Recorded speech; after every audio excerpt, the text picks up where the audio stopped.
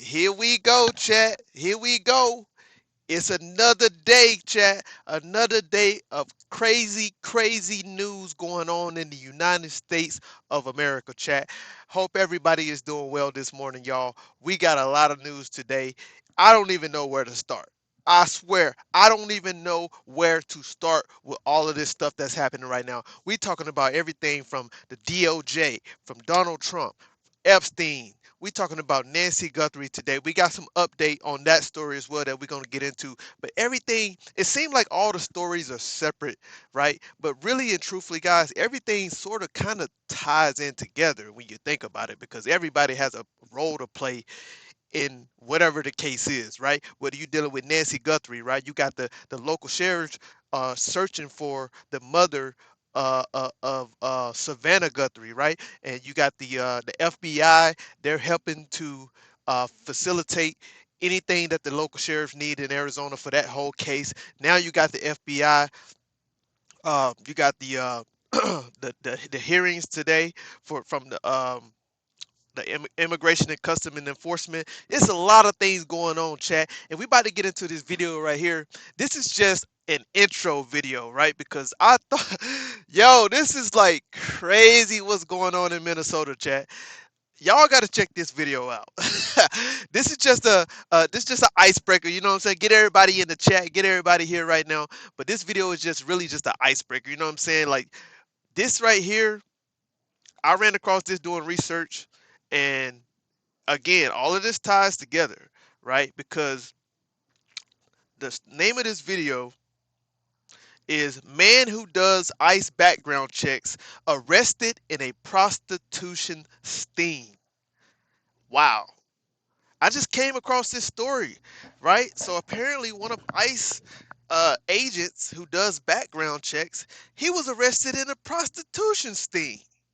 What in the actual what in the actual hell is going on, chat? You mean to tell me Donald Trump has deployed all these agents to Minnesota, right? And then their downtime, they over there messing with Becky and them? They over there messing with they over there playing around with escorts? No, not the ICE agents, chat. Not the ICE agents, allegedly, right? No, dog. This is what the headline is right here. We're gonna hit y'all with a good one this morning. I hope everybody's doing well this afternoon.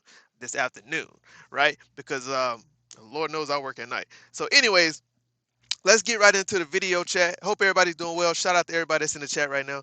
Um, let's get into it, man. This is the intro right here from the Minnesota, the Bloomington. Let me get it right, Bloomington, Minnesota, which is right there in the midst of Minneapolis, right? But this is the intro. This is very funny, chat. So check it out, chat. Port in the storm, right? But this isn't how you go about it, and we want to remind you that is illegal. Wow. All right, shoot, nice. Hey, girl, what's up with your fine self? Hey, sexy. And the theme of this whole, because I guess they had like some type of sting operation going on, but the thing of this whole thing is, guys, Valentine's Day is coming up. Don't be out there if you're lonely and single. Don't be out there doing what you're not supposed to be doing, chat. And this is funny. Just keep watching. Keep watching. Just keep watching. So what's this gonna cost me? What's up, Sterling? How long you want What's going on, man? keep me? What's up, Pro? Right. Pyramid, what's up, Pyramid? All right. Okay, girl, I got cash money. Just gotta ask you one thing, though. You're not a cop, right? You're not a cop. Nope. Honestly, you shouldn't buy this book because once you do, you'll Yo, never these look at the ads are medicine crazy, cabinet the bro. same way again. Nope. Perfect. Put a 1 in the chat if y'all can hear the video. Put a 1 in the chat if you can hear the video. Who is it?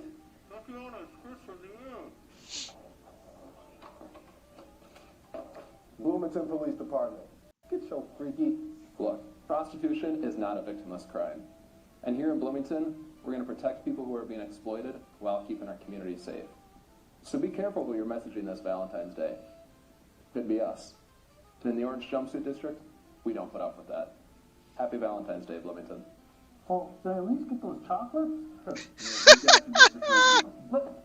Hey, Bloomington, make sure you tune in to Chief Hodges' press conference where he discusses this operation and the men we arrested. Take care, be safe, have yourself a happy Valentine's Day. Yo, this is real, chat. This is real. Minnesota ain't playing right now. They are on it right before the Valentine's Day. They done set up a sting operation in Minneapolis, Bloomington area. They set it up, chat, and they had the intro video locked and loaded, chat. Now we got the police chiefs about to get into all of the arrests they made. And guys, you about to just see all. I'm gonna let the video speak for itself, dog. Social media folks are real creative in what they come up with. But in all seriousness, I'm going to talk to you today about an operation that we did. We arrested 30 people, which is a record for us in one of these operations. 2 of them will be charged with felonies because they had prior convictions. 28 of them will be charged with gross misdemeanors. We talked to over 330 people looking to purchase sex here in the city of Bloomington. We would have arrested more, but there were citizens who, obviously with Operation Metro Surge going on, citizens thought that we were potentially ICE, and that kind of interfered with our operation. Here, He said they arrested 300 people this weekend, dog.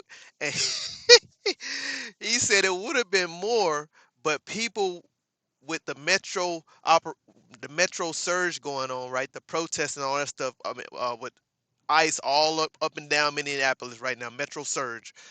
People were like thinking that they were potentially ICE. Guys, you cannot make this stuff up.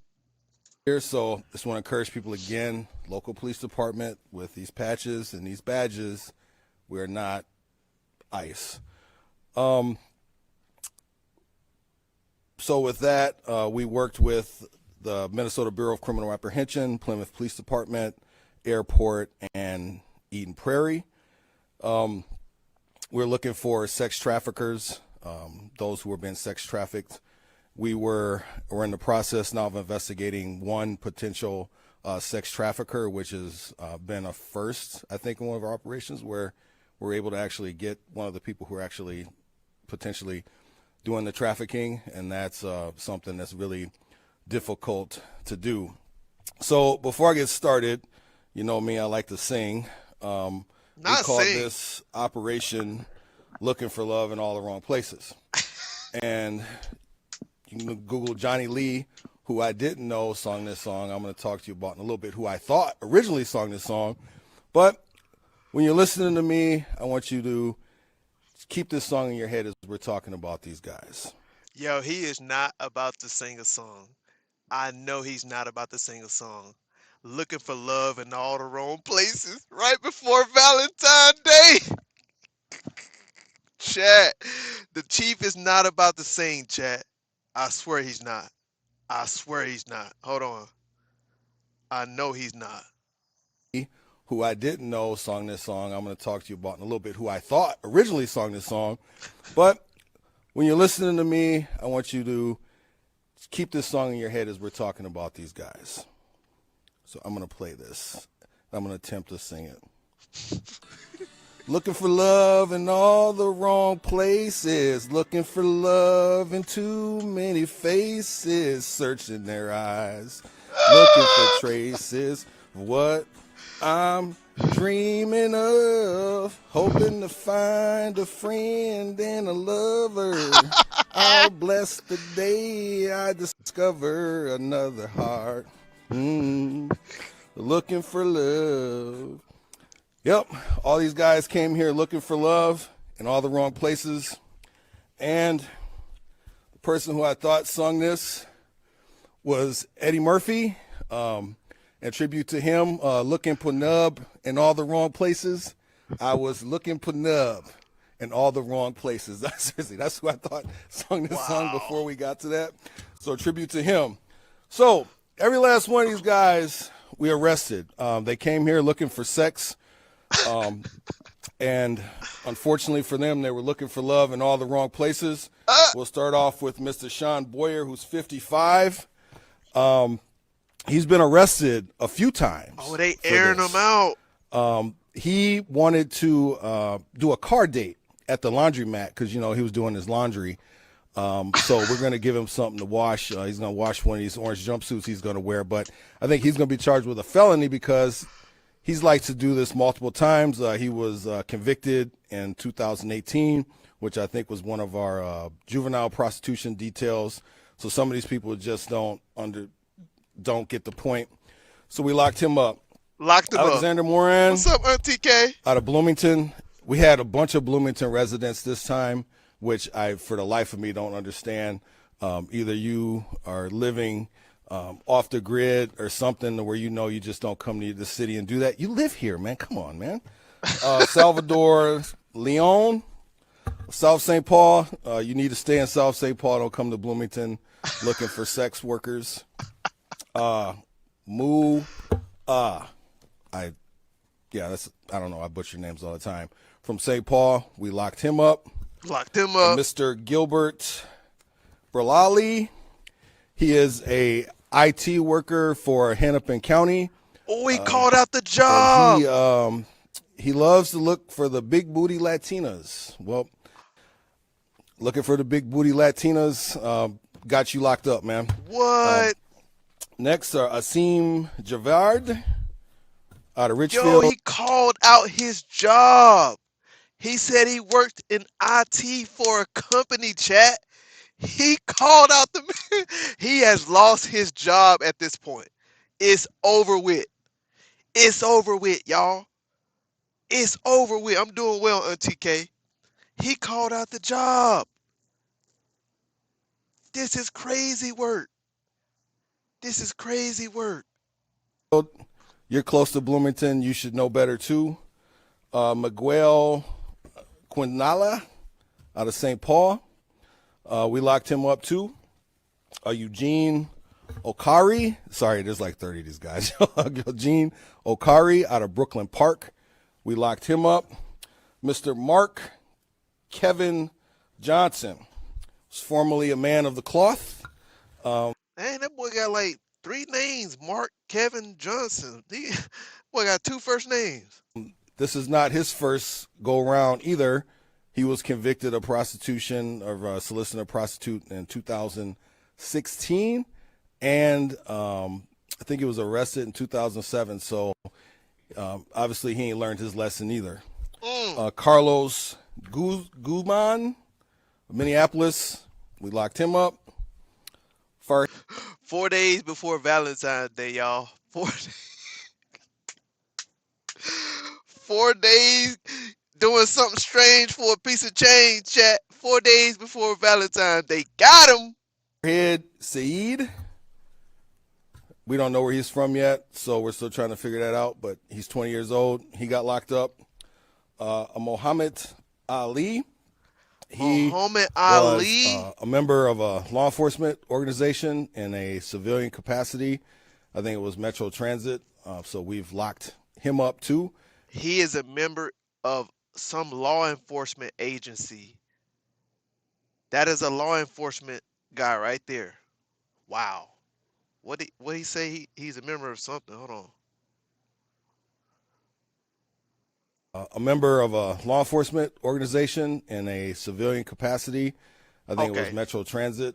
So we've locked him up too. And I think they probably parted ways with him or starting some investigation with him and his employment. William Lima out of Brooklyn Center. We locked him up. William Lima. And my man travels all the way up here from Florida. Delamine Beckman. He hails from Port St. Lucie.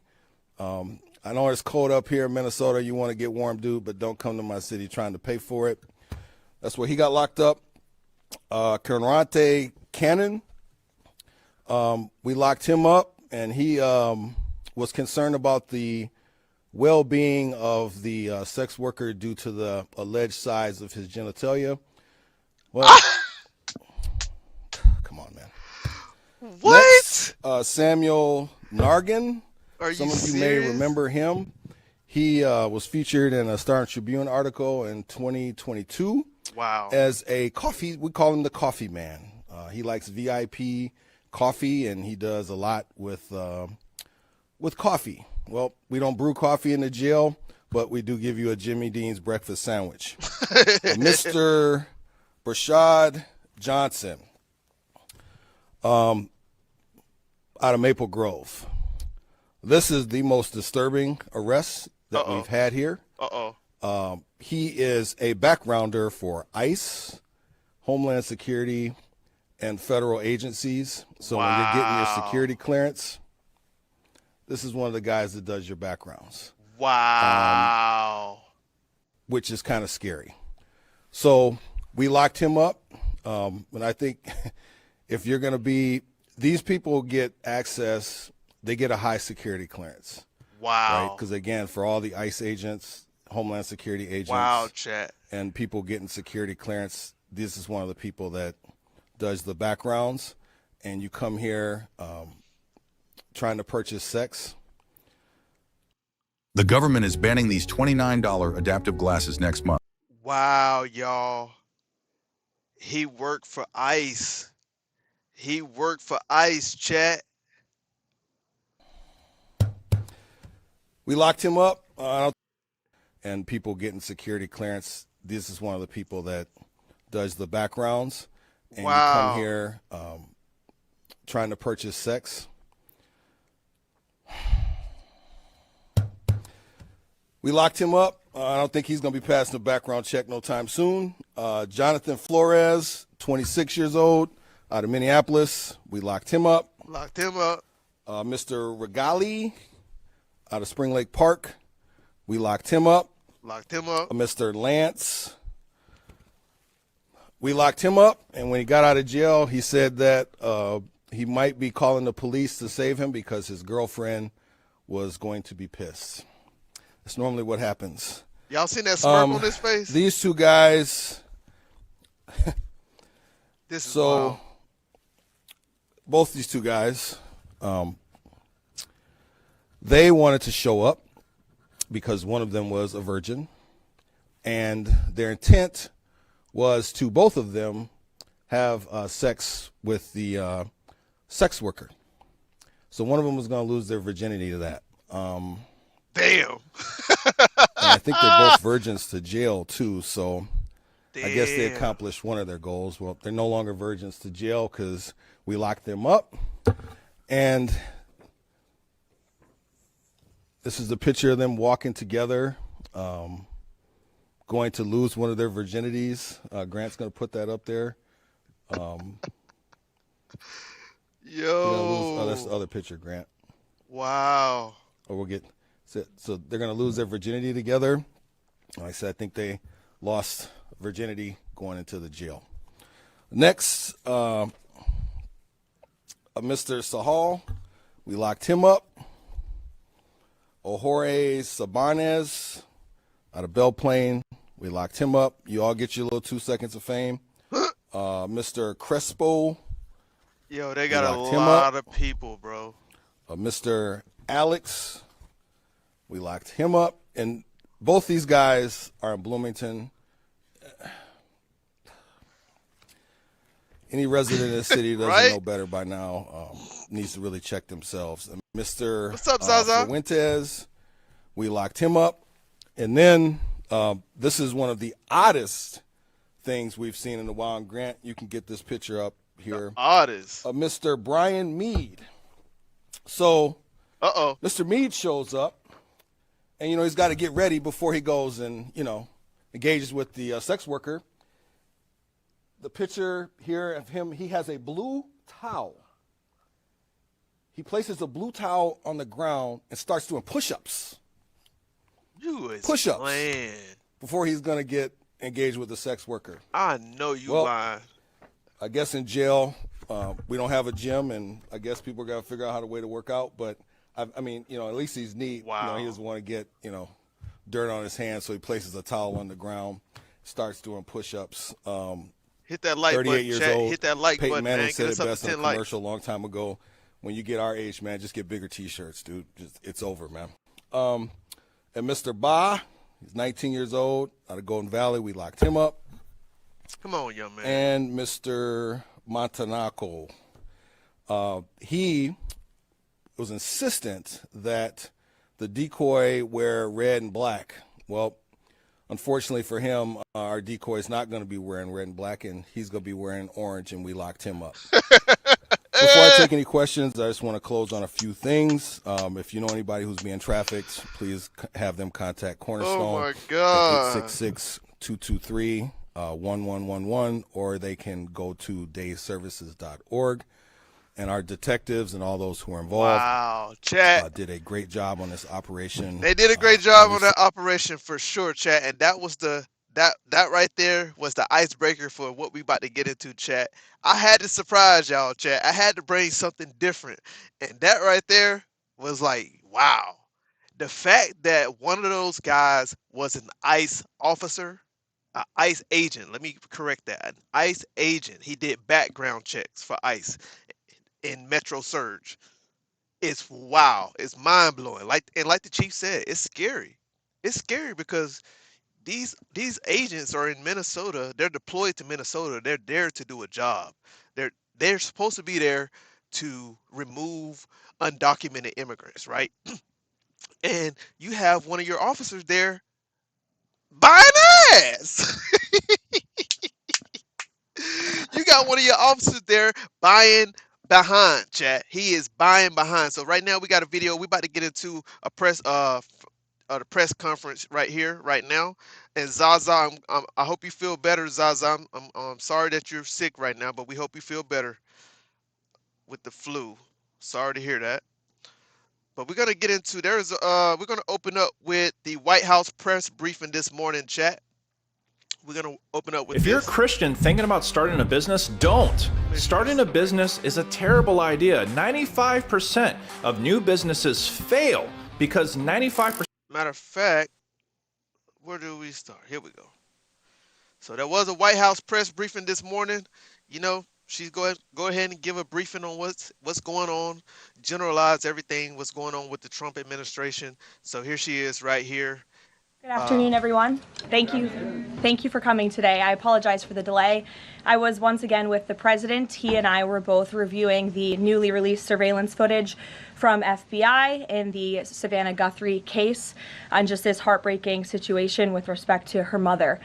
The president encourages any American across the country with any knowledge of the suspect to please call the FBI, who continue to assist state and local authorities who are leading this investigation on the ground. And once again, I will reiterate that the prayers of this entire White House are with Savannah and her family at this time, and we hope this person is found soon and that her mother is brought home safely.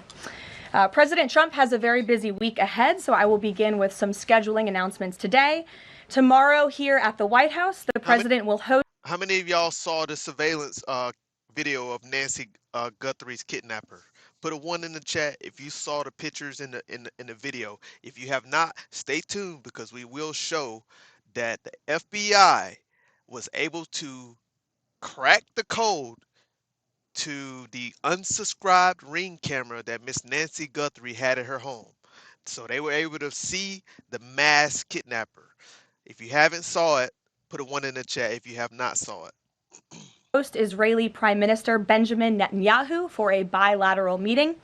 The remainder of the week will be focused on energy and deregulation. Tomorrow afternoon, the president will hold an event in the East Room to tout clean, beautiful coal as America's most reliable and affordable energy source, especially during periods of peak demand, just as we saw during this most recent winter storm, which impacted hundreds of millions of Americans. The president will discuss how clean, beautiful coal is not only keeping the lights on in our country, but also driving down the cost of electricity across the country as well.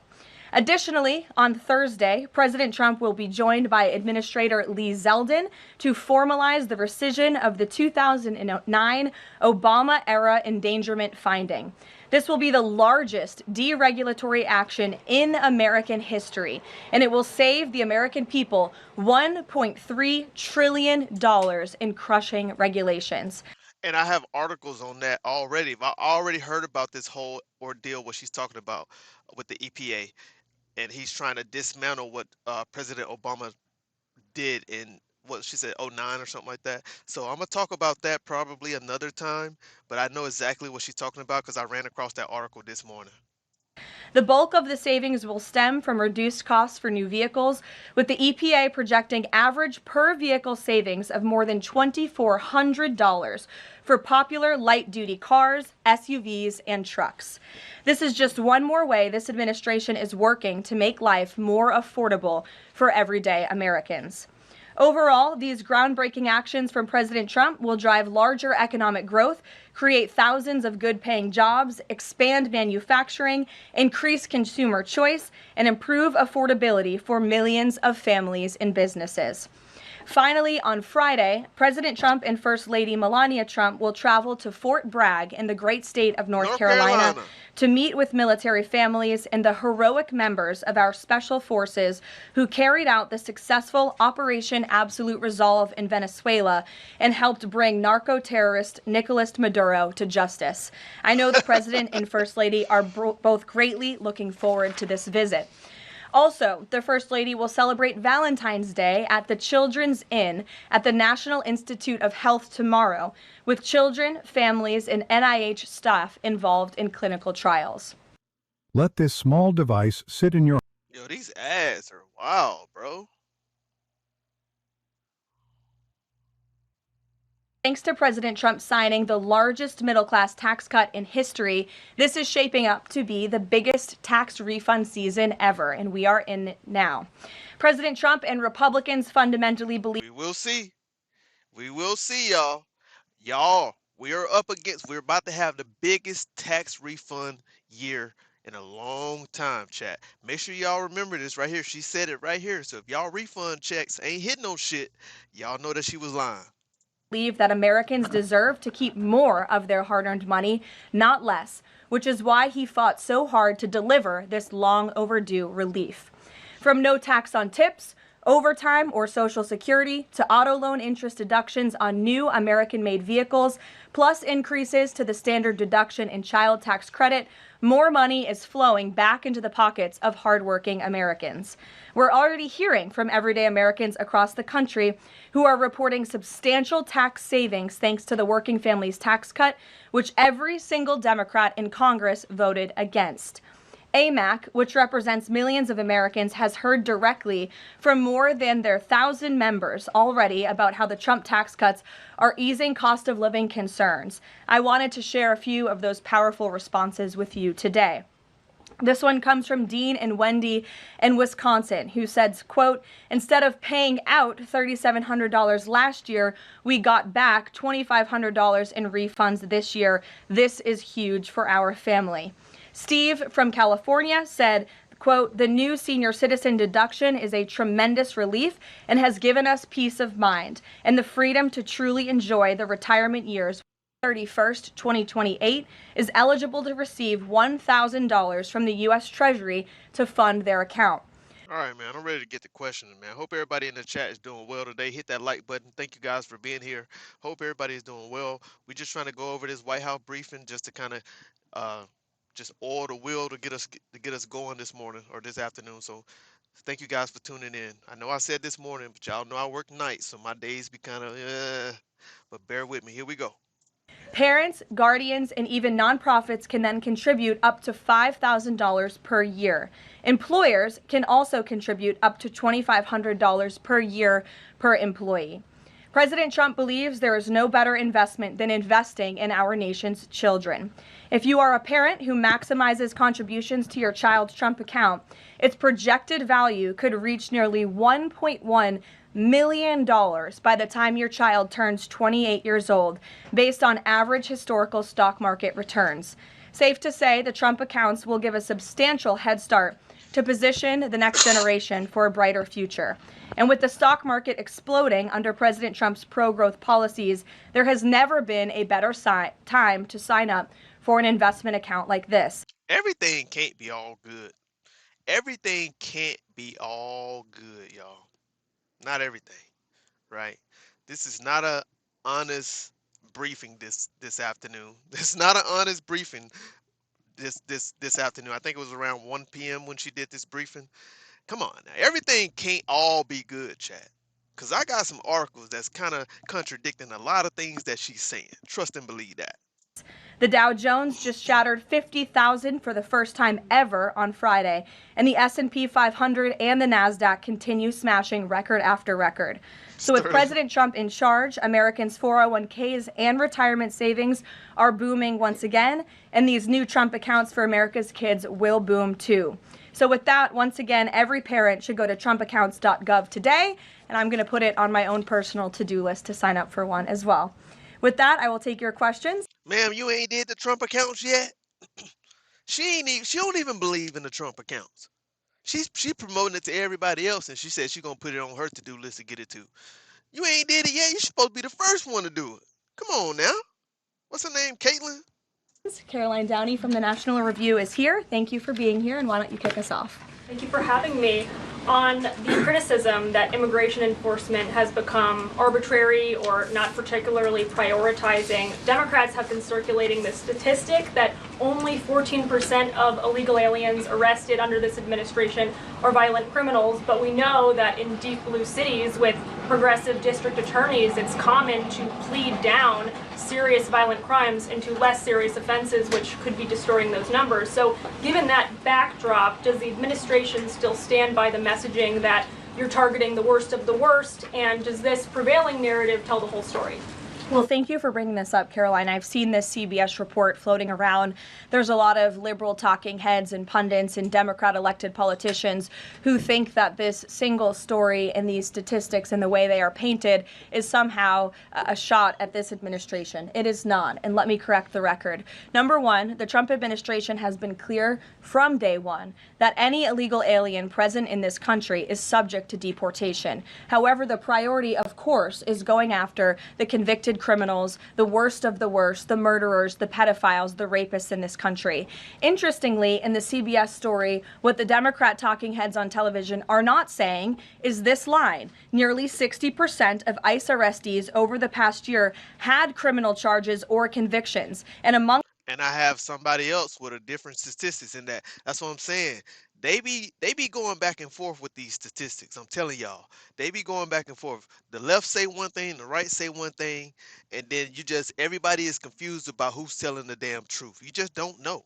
But I got some contradicting videos on exactly what she's talking about, y'all. I'm telling y'all gotta pay attention to both sides. Both sides of the spectrum, and listen to what they say and the numbers that they put out there, the division that they all create in this country. Is just overwhelming sometimes. Among that population, the majority of the criminal charges or convictions are for nonviolent crimes.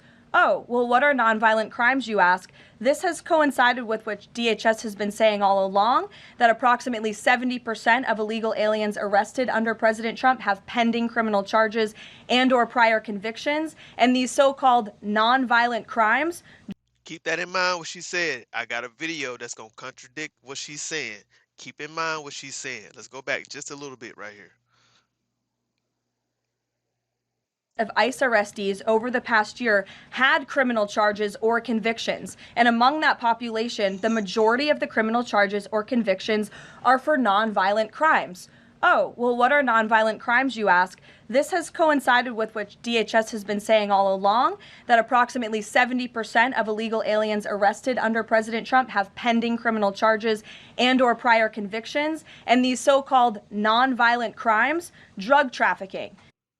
Which is bigger, 1.5 or 1.10?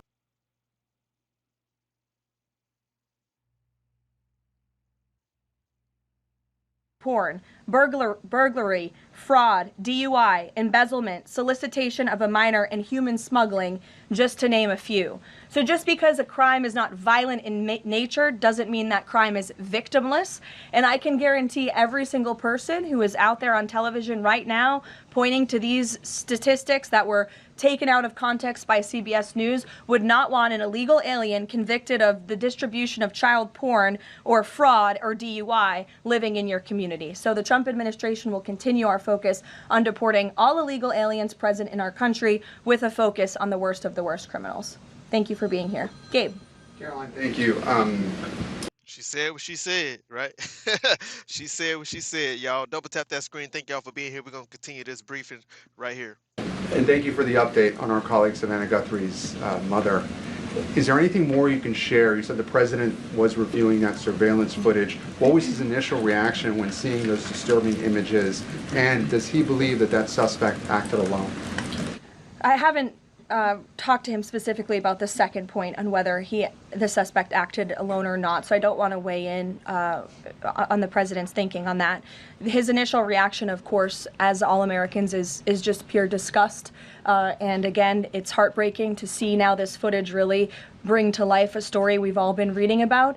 And again, we're just praying for the safety of Nancy Guthrie and that she will return home soon. And the president directed me to please encourage all Americans with any information to call the FBI. And we hope that this case will come to a positive resolution as soon as possible. We, of course, have a lot to talk about and a completely separate topic. I was hoping you could... Of course, he was not by himself. I'm sorry, y'all. If you guys been keeping up this story, that guy did not act alone. It's not possible. I mean, it is possible, but he definitely had some help from the way he was moving in and moved and her pacemaker was all of a sudden dismantled. The cameras wasn't working. I mean, this was not a one man's job. This was a professional operation. Clarify something that's come up over the last several days, again, regarding a separate topic, in the Epstein files. According to newly released files, the president had a conversation with the Palm Beach police chief in the early 2000s, according to... Sterling, that's facts, Sterling. You said something heavy then, bro. We got Americans committing the same crimes on a larger scale, man. I'm telling y'all, man, on a larger scale. I'm telling y'all, it ain't just illegal immigrants, bro. That's a small, and you're gonna get the numbers. I'm gonna show. They're gonna put out the numbers here in a little bit. The police chief in 2019. The president has gone on record before, and he's told reporters that he said that that he had no idea about Jeffrey Epstein's crimes. During this conversation with the police chief, however, he did say, according to this recounting of it, that thank goodness you're stopping him. He also called Ghislaine Maxwell evil. So my two questions are, did that conversation with Palm Beach police chief happen? And can you explain the discrepancy? Oh, let's see how she answered this, because I read about this morning too. They coming out, these files, man, these Epstein files are bringing out some smoke, chat. These files are bringing out some smoke, and that police chief, that former police chief, let me know if y'all heard about it, from Palm Beach, Florida, put out a freaking bomb this morning. Put out a bomb about Donald Trump this morning. We're going to read about that too in just a minute. And I'm anxious to see how she answered this question. I really am.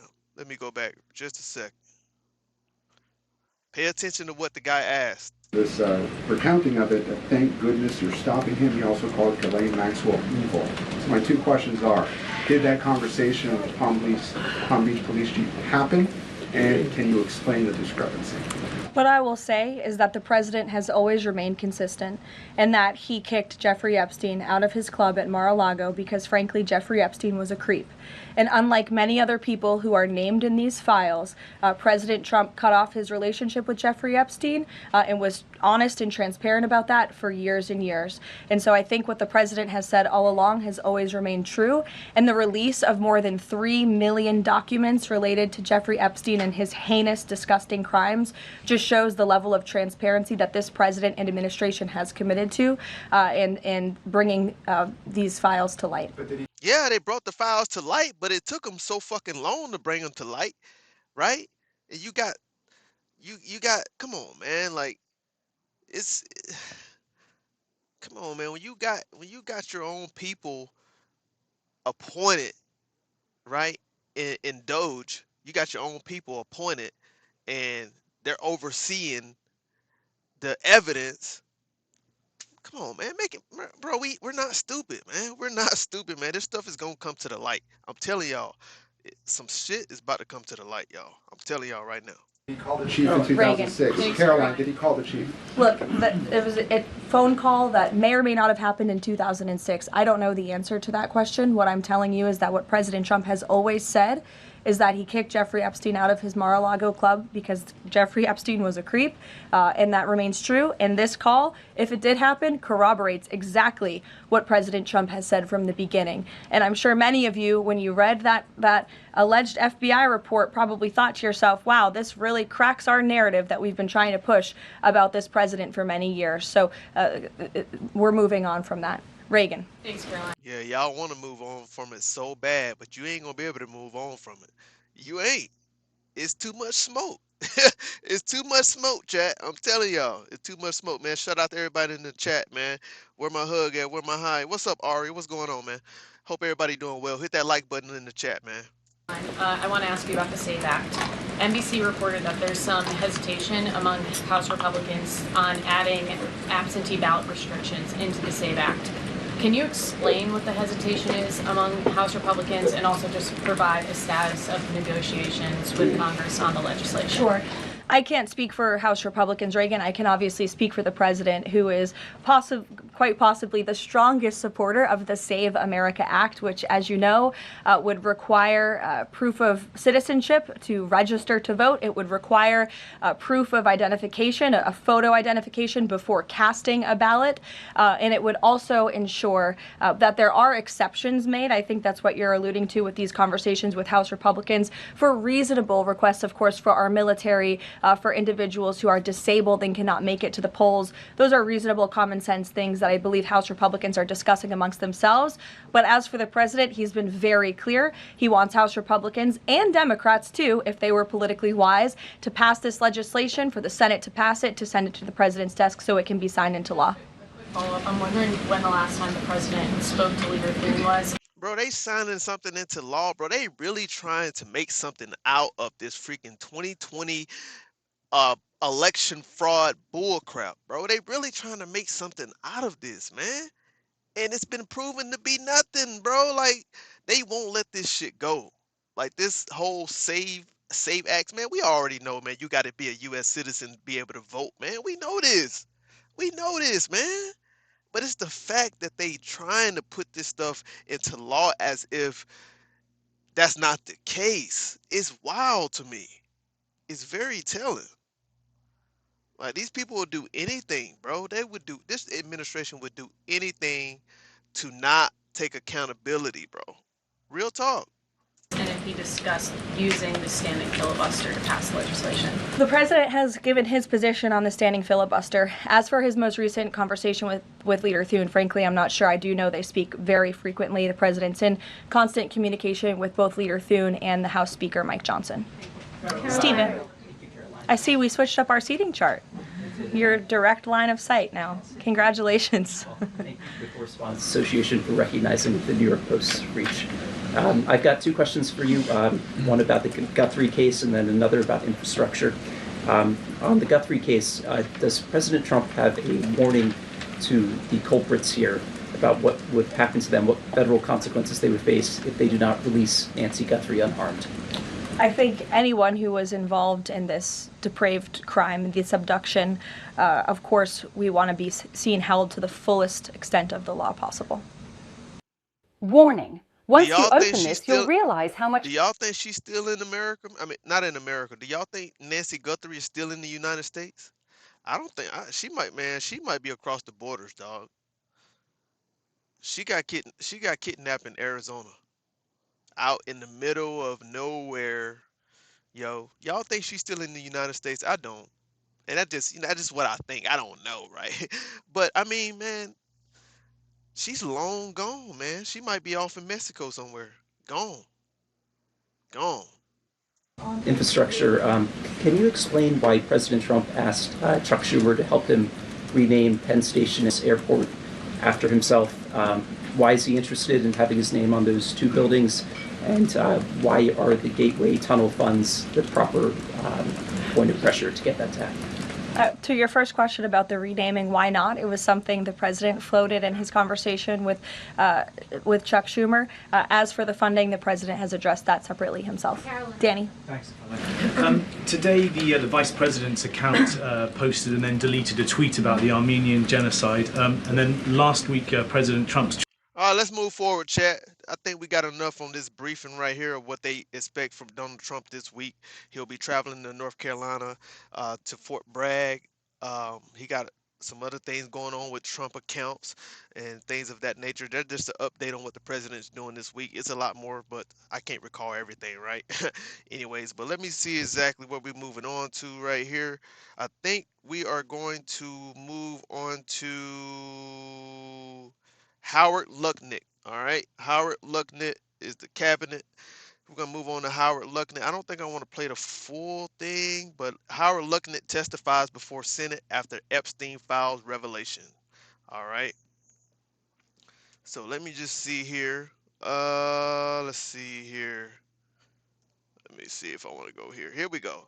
So Lutnick confirms an island lunch with Epstein while insisting they did not have any relationship, right? CNN reports this right here, chat.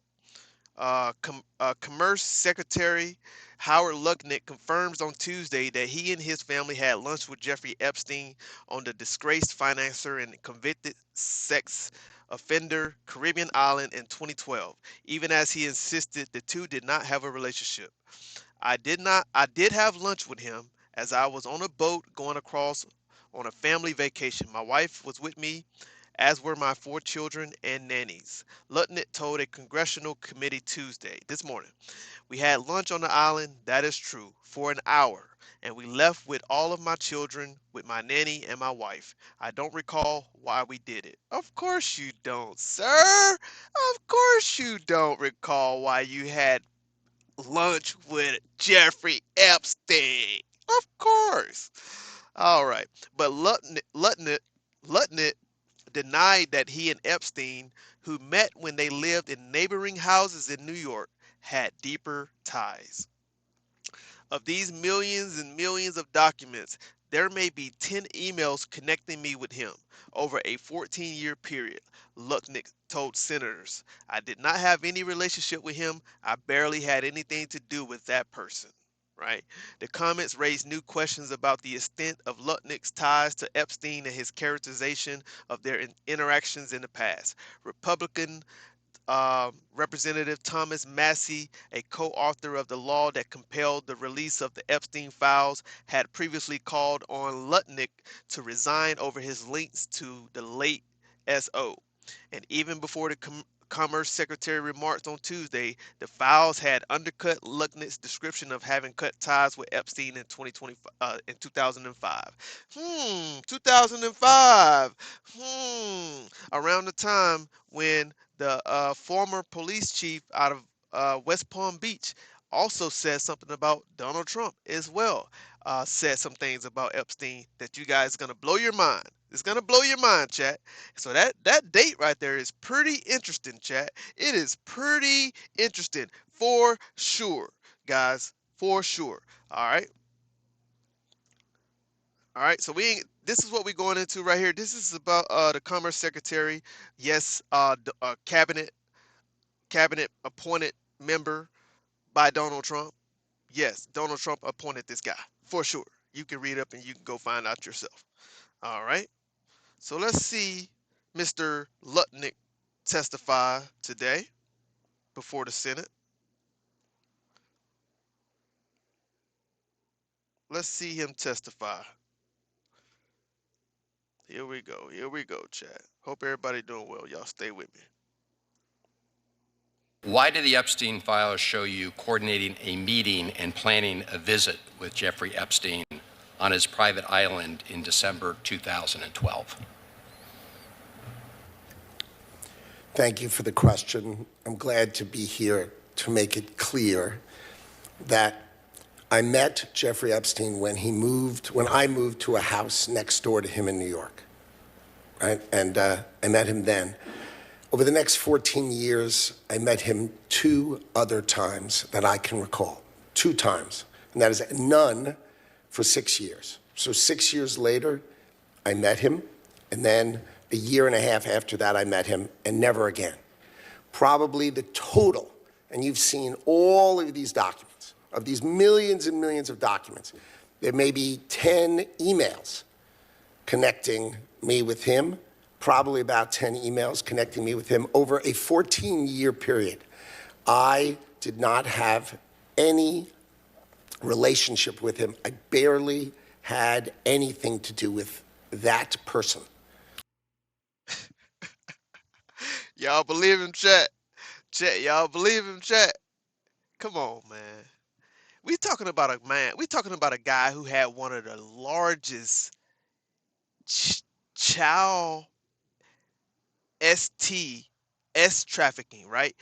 We talking about a man who had one of the biggest child S trafficking ring in history. Like, you friend guys, you having lunch with this man. Donald Trump spent time with this man. You mean to tell me these guys did not have any clue what this man was doing? None of them? Don't nobody know what Jeffrey Epstein was doing? Oh, I didn't know that he was doing this. He was on some weird stuff. So Donald Trump cut ties with him because he was acting weird. That's what the Speaker of the House just said. Really? Come on, y'all. Come on, y'all. Come on now. You would know. Think about if it was you. And you dealing with somebody, you friends with somebody. How are you not going to know what type of operation they're doing if it's y'all? This is just, these people are playing mind tricks with us, y'all. Like, it's come on, man. The answers are in our face. The truth is in our faces, bro. Okay. Secretary Lutnick, I think you understand the root of concern here. It's the way you described very emphatically your first encounter with him in his apartment, said you were disgusted, would never have any contact with him again. Did you, in fact, make the visit to Jeffrey Epstein's private island? I did have lunch with him as I was on a boat going across on a family vacation. My wife was with me, as were my 4 children and nannies. I had another couple they were there as well with their children, and we had lunch on the island. That is true, for an hour, and we left with all of my children, with my nannies and my wife, all together. We were on family vacation. We were not apart. To suggest there was anything untoward about that in 2012, I don't recall why we did it, but Mr. Secretary, again, as I said, I don't recall why we did it. He don't recall why they did it, y'all. Telling y'all, man. It's what's up, Danny? What's going on? It's getting fishy, y'all. It's getting fishy. Telling y'all, it's getting fishy. And the way Miss Maxwell is moving, she's trying to seek clemency right now, and she's demanding clemency. I'm telling y'all, man. President Trump is like, oh, I don't know. I haven't thought about it. Like, no, Mr. President, if this lady is the former girlfriend of Jeffrey Epstein and she was tied into all of this stuff, there's no clemency. What do you mean you don't know? Like, what do you mean? No, you got to rule that out right away, President Trump. You got to say, hell no, we ain't giving her no clemency. Hell no. Why do you got to think about it? What is there to think about, President Trump? Huh? What is there to think about, sir? Telling y'all, man, this stuff it's coming around full circle. I'm telling y'all. It's 2026 about to be crazy. there's not an indication that you yourself engaged in any wrongdoing with Jeffrey Epstein. It's the fact that you believe that you misled the country and the Congress based on your earlier statements, suggesting that you cut off all contact when in fact you had not. When you visited the private island, did you see anything inappropriate during that visit? The only thing I saw with my wife and my children and the other couple and their children was staff who worked for Mr. Epstein on that island. And you realize that this visit took place after he'd been convicted, right? I mean, you made a very big point of saying that you sensed that this was a bad person in 2005, and then of course. Oh no, he didn't take the trip with his family after he was convicted. Chad, he took the trip after Epstein was convicted. Wow, wow. And this is who the president is appointing in the cabinet, y'all. This is who the president, these are his people. These are his people. Birds of a feather, what, chat? Birds of a feather, what? Put it in the chat, man. Y'all already know what it is, man. Of course, in 2008, he was convicted. Shout out to everybody in the chat. Hit that like button, man. Hit that like button. Danny, what's going on? Danny, Auntie K, Johnny, what's good, man? Moonlight, what's good with it? What's up with it, man? Sandra, what's going on? How you doing? How y'all doing? Aiden, what's up? Aiden, I ain't see you in the chat, buddy. I hope everybody doing well. Hope everybody doing well. Chris in the chat, what's going on, man? Hope everybody's having a great day so far. Hope everybody's having a great day. I believe you, but then again, I believe in incentive, blah, blah, blah, blah, blah. Exactly. Let's get back to the video. Y'all already know what it is. Birds of a feather flock together. Y'all already know. Convicted of soliciting prostitution of a minor, and yet you went and had this trip and other interactions. Did you have a dinner in Epstein's New York City home in 2011? No. So the information that suggests that there was a dinner with Woody Allen and Woody Allen's spouse at the Epstein residence, that's there's nothing to that. Is that right? I actually don't know what you're referring to. There was, look, I looked through the millions of documents for my name, just like everybody else. Yeah. And what I found was there was a document that says that I had a meeting with him on in May, I think, for an hour at 5 o'clock.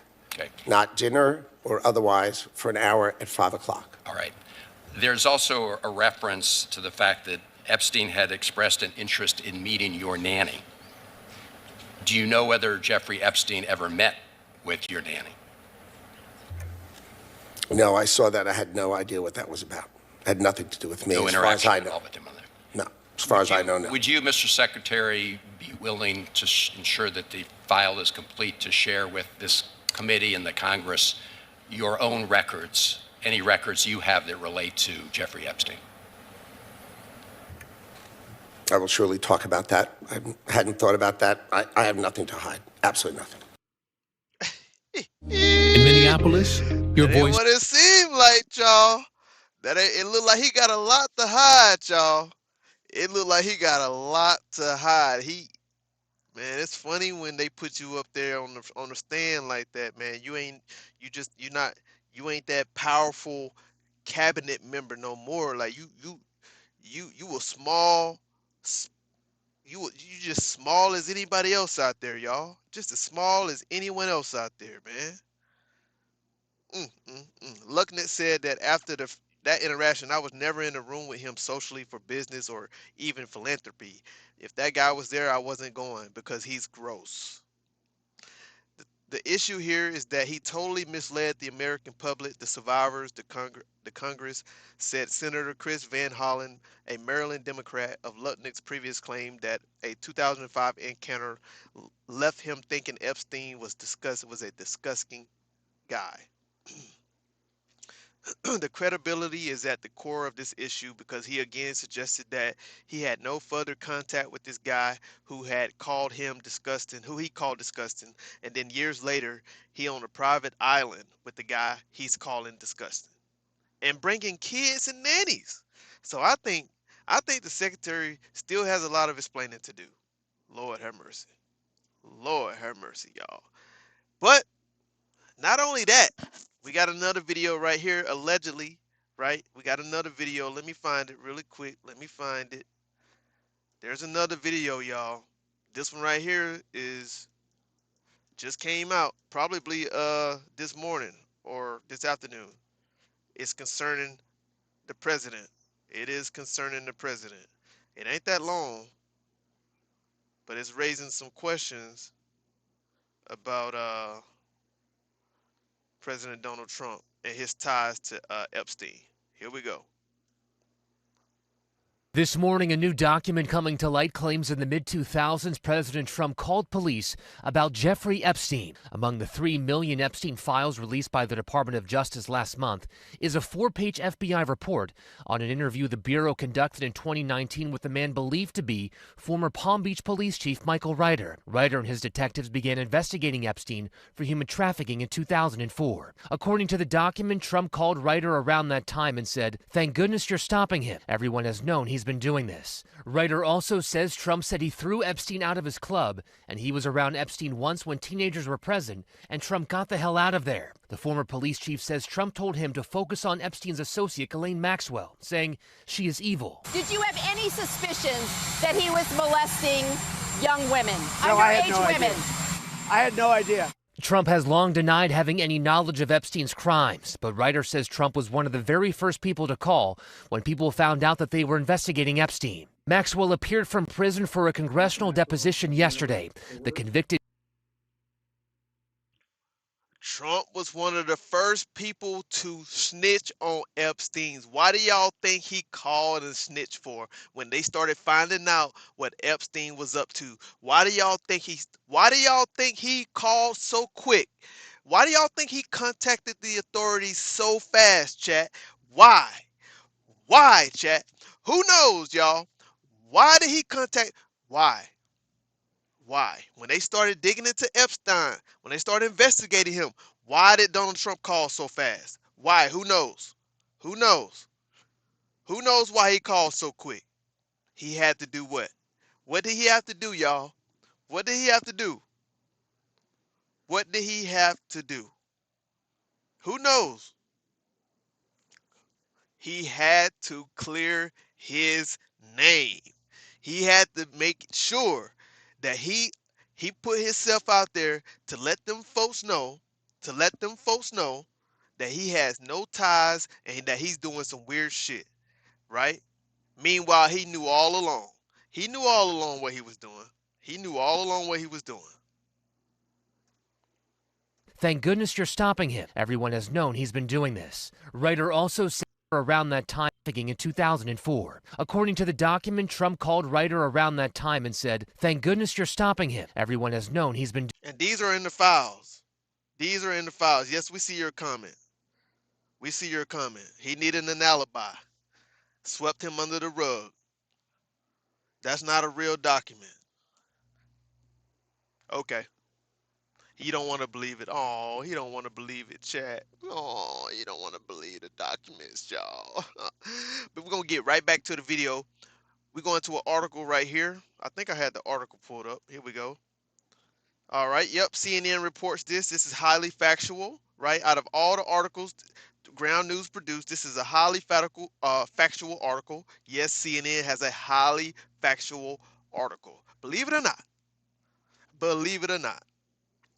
So here we go. Trump told police in the mid-2000s everyone has known about Epstein's misconducts, all right? I don't think y'all could see this. Let me make sure y'all can see this real quick. There we go. All right, shortly after the law enforcement investigation into Jeffrey Epstein became public in the mid-2000s, Donald Trump called the Palm Beach, Florida Police Department to express gratitude, according to a newly released document. "Thank goodness you're stopping him," Trump said, according to the document. "Everyone has known he's been doing this." Quote, "Everyone has known he's been doing this," said Donald Trump. The document, a written record of an FBI interview that a former Palm Beach County police chief told the Miami Herald he gave in 2019, is likely to fuel more questions about when and what specifically Trump knew about Epstein and his crimes. President Trump and the White House have said repeatedly that Trump broke ties with Epstein in the early 2000s, believing Epstein to be a creep. The Miami Herald reported the interview memorialized in the document. memorialized, I'm sorry. Damn, I struggle with that word. Memorialized in the document with what Michael Ritter, whose name is redacted. He was the Palm Beach police chief at the time of the call, which appears to have occurred around 2006, according to the Herald. According to the FBI document, Trump told him on the call that people in New York knew Epstein was disgusting, and he said Epstein's accomplice, Ghislaine Maxwell, was Epstein's operative, adding of her, she is evil and to focus on her. This is what he is telling the police chief, by the way. Trump also said he was around Epstein once when teenagers were present and got the hell out of there, the document says. Trump was one of the very first people to call the Palm Beach Police Department when people found they were investigating Epstein, according to the document. He was one of the first ones, which was among millions released by the Justice Department under a new law passed by Congress. White House Press Secretary Caroline on Tuesday said she could not confirm whether the call happened, but argued that if it did, it corroborates Trump's account that he had a falling out with Epstein in the early 2000s and cut ties with the financier. It was a phone call that may or may not have happened in 2006. I don't know the answer to that question, she said during a press conference. What I'm telling you is what President Trump has always said is that he kicked Jeffrey Epstein out of his Mar-a-Lago club because Jeffrey Epstein was a creep, and that remains true. A Justice Department official said, "We are not aware of any corroborating evidence that the president contacted law enforcement 20 years ago." Redder private security company said in response to an email request and comment, Michael Redder is not participating in any interviews at this time. The question of what Trump knew about Epstein and his crimes has clouded the president's second term amid renewed interest in the story and the release of million pages of documents related to the late convicted sex offender. Trump has said the two men were friends in the 1990s and socialized in the same circle in Palm Beach before having a falling out in the early 2000s that resulted in Trump kicking Epstein out of his Mar-a-Lago club. Trump has said the falling out was motivated by Epstein's attempt to steal his employees, but has denied having any knowledge of his crimes. Sure, the concept of people taking people that work for me is bad, Trump told reporters in July. People were taken out of the spa, hired by him, in other words, gone. When I heard about it, I told him, we don't want you taking our people, whether it was spa or not spa. I don't want him taking people. He was fine, and then not too long after that, he did it again, and I said, out of here, Trump said. Trump said he believed one of the people taken was Virginia, whatever, one of the most prominent Epstein survivors who later died by suicide. But Trump later that week told reporters he didn't really know why the women were poached from his club. Sure you didn't. Trump's description of Maxwell as evil in the document contrasts with how he reacted to her arrest in 2020. He said at the time, I just wish her well. Maxwell is serving a lengthy prison sentence for trafficking.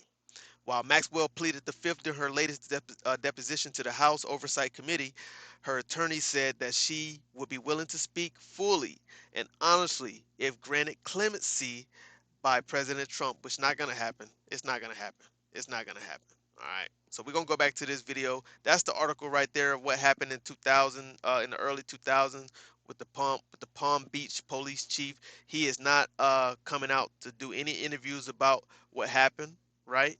So there's that. There's that.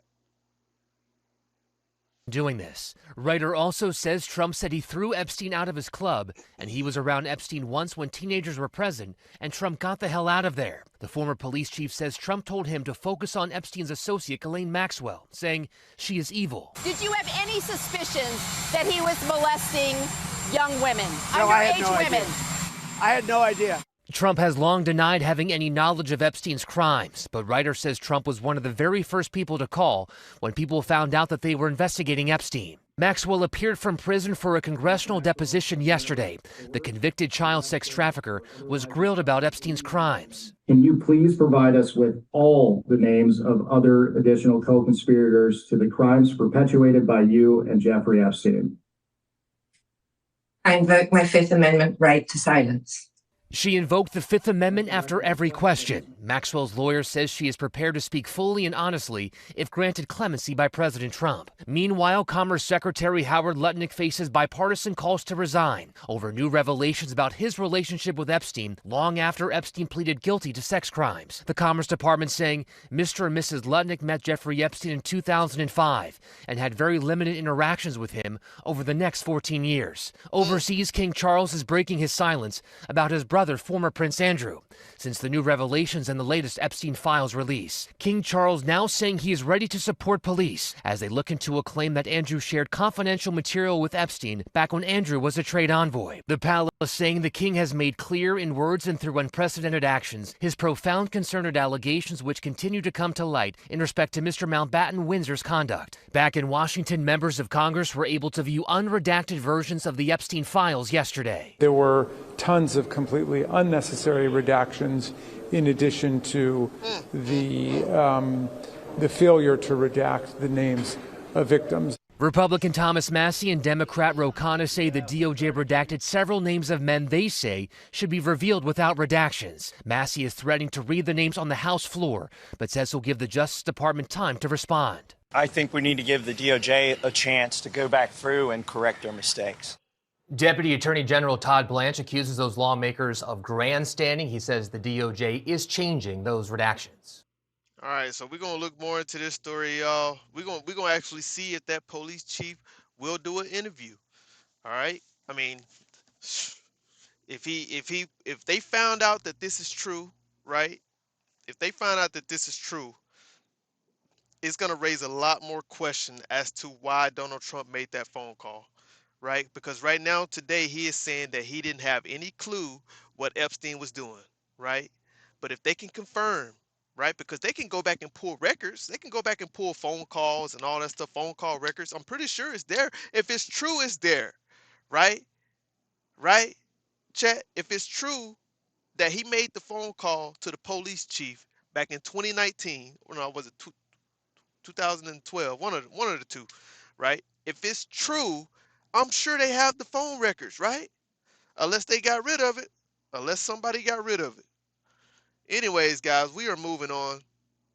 We are moving on, y'all. We're going to move on to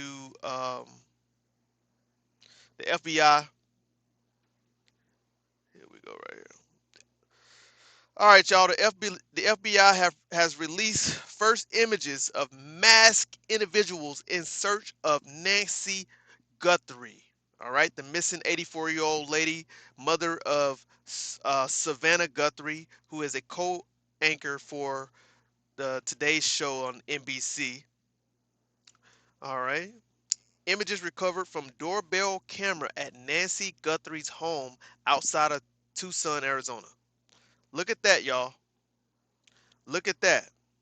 So at first, y'all remember when this story first came about, the Ring cameras were not on, apparently, right? Miss Nancy, she had not had her subscription turned on for the Ring cameras, apparently.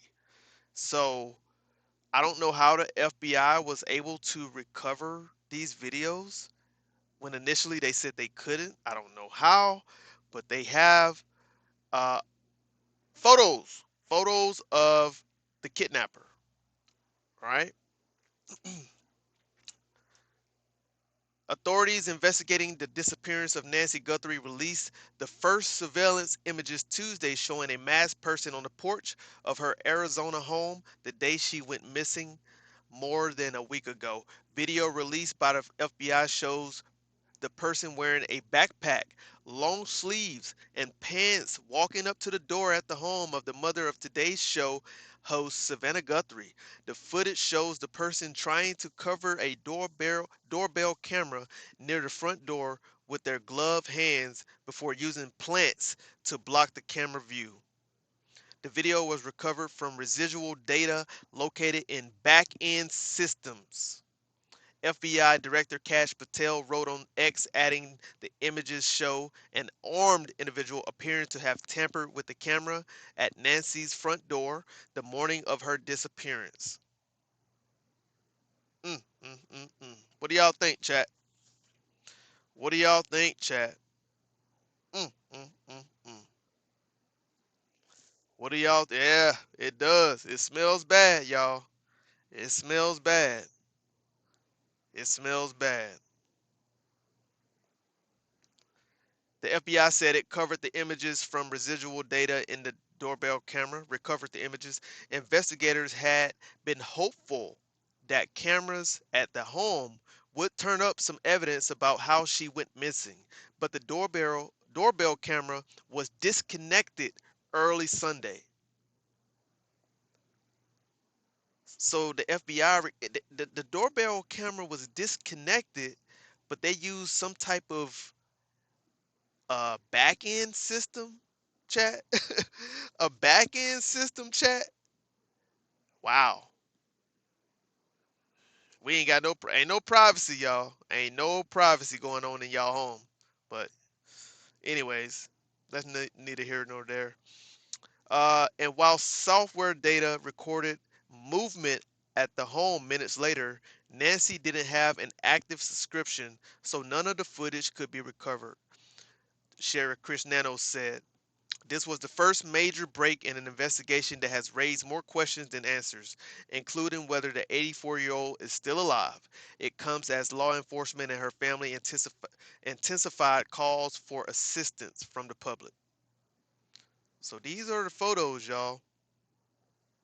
These are the photos.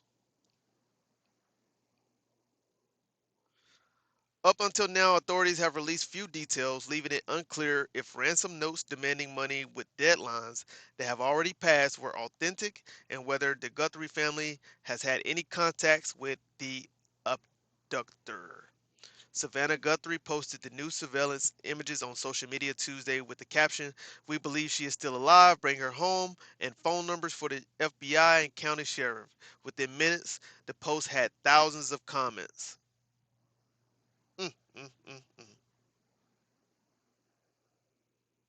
Lord have mercy, y'all. Lord have mercy.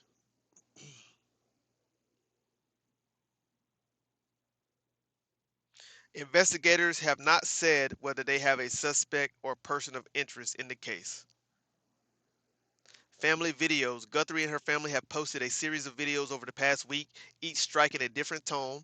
The latest message from Savannah, in which she appeared alone, was more bleak. "We are at an hour of desperation," she said Monday, telling the public, "We need your help." Authorities believe Nancy was taken against her will from her house just outside of Tucson. She was last seen there January the 31st and reported missing the next day after not attending church. Let's see, is this a video? Can we play this?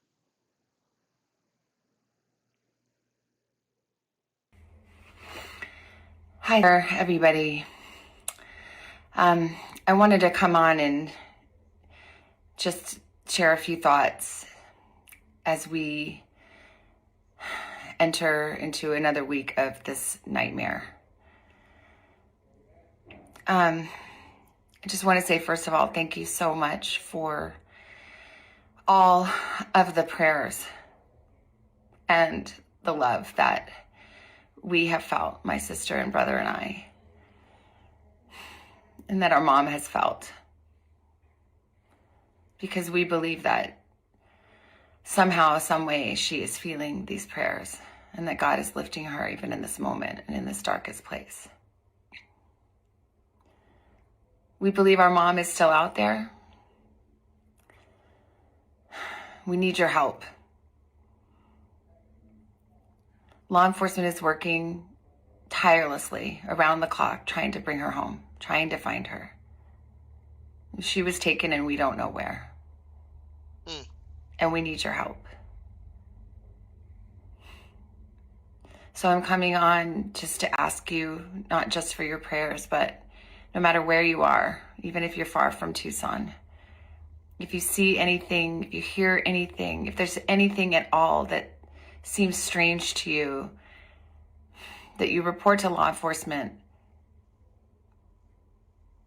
We are at an hour of desperation, and we need your help.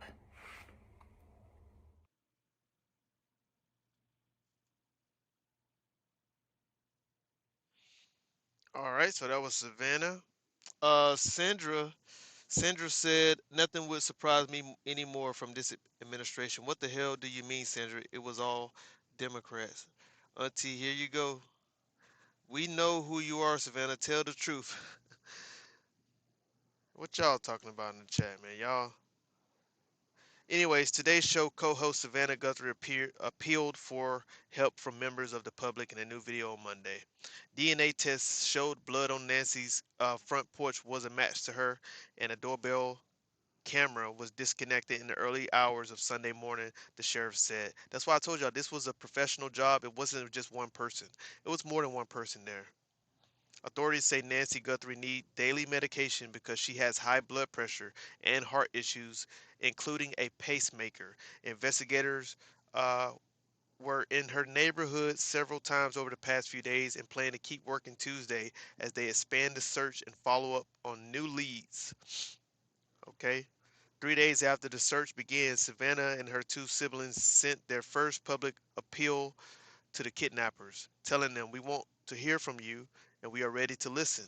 In the recorded video, Guthrie said her family was aware of media reports about a ransom letter, but they first wanted proof their mother was still alive. "Please reach out to us," they said. Law enforcement official declined to say whether the letters sent to several media outlets were credible, but said all tips were being investigated seriously. The next day, Savannah brother again told kidnappers to reach out so we can move forward. Savannah Guthrie and her siblings are once again making an emotional plea for the release of their mother, Nancy Guthrie. We received your message, and we understand. We beg you now to return our mother to us so that we can celebrate with her. This is the only way we will have peace. This is very valuable to us, and we will pay. Just hours after that video, authorities were seen outside Annie Guthrie. I get what y'all saying. It seems strange because, for one, right, what do they want with this 84-year-old woman, right? They didn't take anything of value. I've already talked about this. They went in there. I mean, they went in that house and she was the target, right? They didn't go after the safe. They didn't go after the money, the jewelry, nothing. They just wanted her. So I get what y'all are saying. Trust me, it is kind of fishy for sure. Guthrie's home. Unmarked vehicles were reportedly parked outside her home for hours. Local media says one official was seen exiting the house with a bag and placed it in the backseat of one of the cars. Another was seen wearing blue latex gloves. Both Annie and her husband were the last known people seen with Nancy. They went out for dinner the night before she disappeared. I don't know who she's talking to, but I'm not. You said follow your questioning. I'm sorry, I'm not keeping up with the chat like that. I mean, you're just one person. I'm not keeping up with your I'm not singling. I don't know if you're talking to me, Sandra, but I'm not keeping up with your damn questioning. The hell, I'm doing a whole show. You want me to keep up with your questioning? The couple dropped her off at her Arizona home, but investigators say there are no suspects as of yet. Community has come out in support for the Guthrie family, leaving signs of encouragement outside Nancy's home. My biggest concern is for her safety and for her health. I have an elderly mom who needs her medications. To go for a week without your medications is highly concerning. And I just hope that whoever's got her out there in this world has at least some sort of concern for that. We're kind of in that age bracket, so, you know, this is terrorizing, I'm sure, for Ms. Guthrie's mother. But I have great hopes. 2 alleged ransom notes were sent to media outlets. The first note demanded millions of dollars in Bitcoin and indicated 2 deadlines, the last deadline being Monday. The FBI is offering a $50,000 reward for anyone who may have information on Nancy's whereabouts, and the investigation continues on in its 8th day now. Michelle Song, CBC News, Toronto. 8th day. 8th day, y'all. 8th day with this thing. Who knows, chat? Who knows what's really going on? Can you still trust the US? I mean, we have been working. Who knows what's going on with that? Alrighty. I don't want to read into something else with that.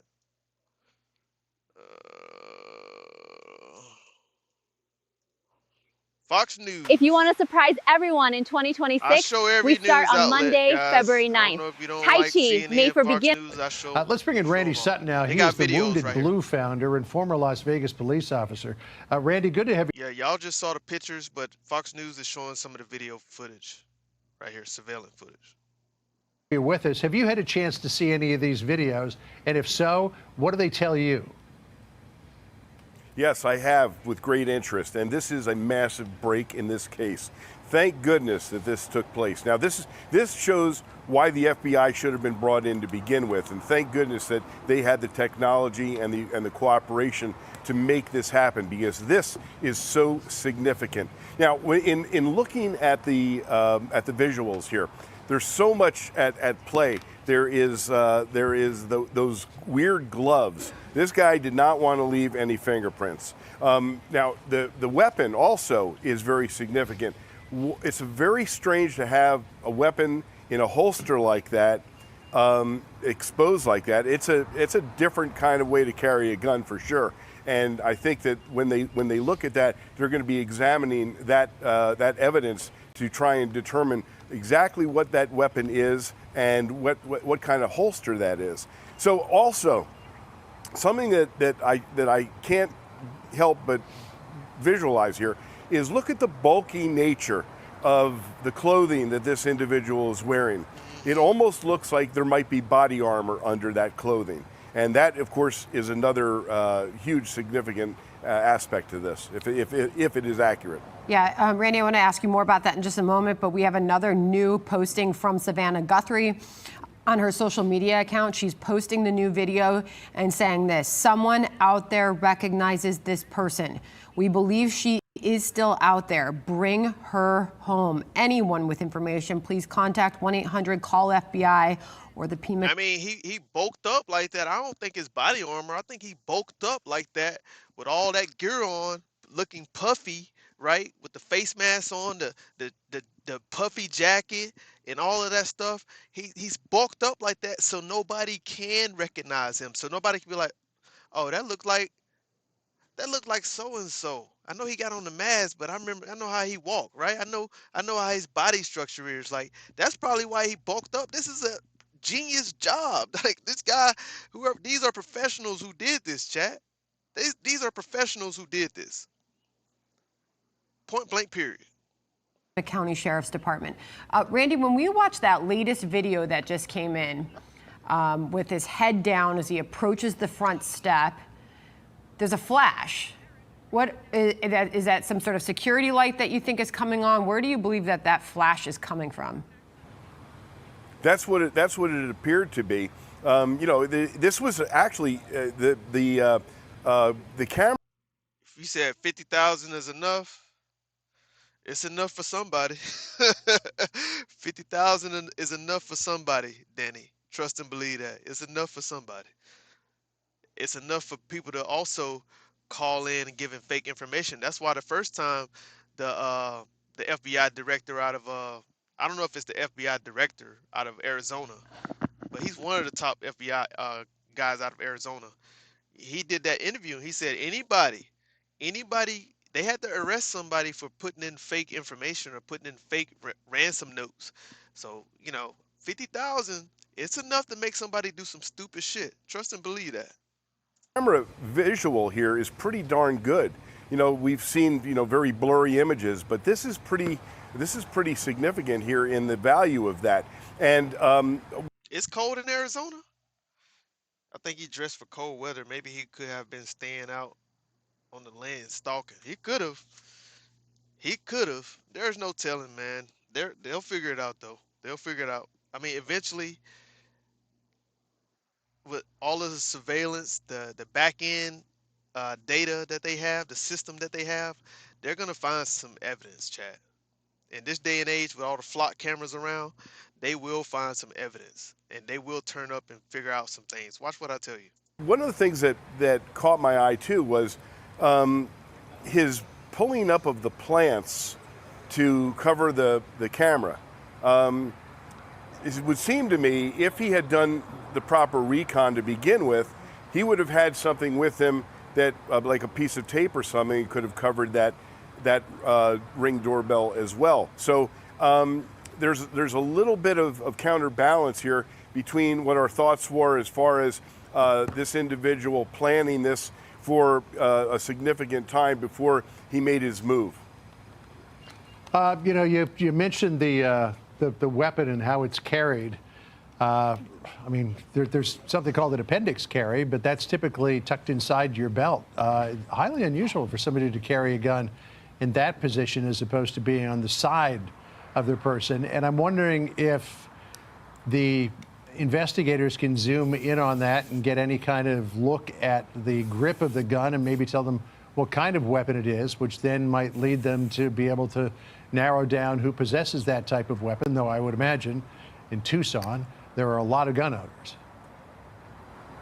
Yeah, that's for sure. And without a doubt, their digital unit is going to be working very diligently to try and clean up those images and glean as much information as possible.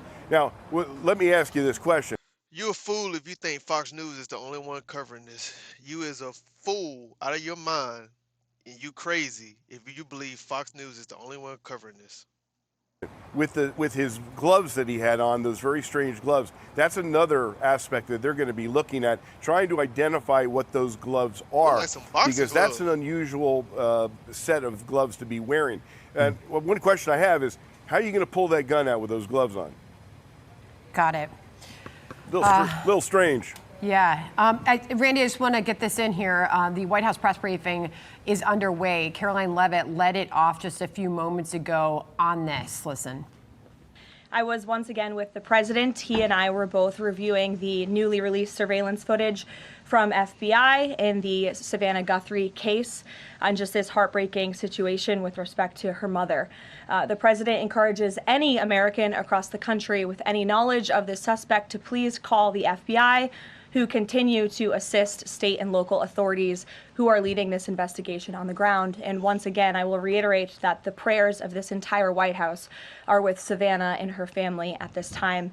And we hope this person is found soon and that her mother is brought home safely.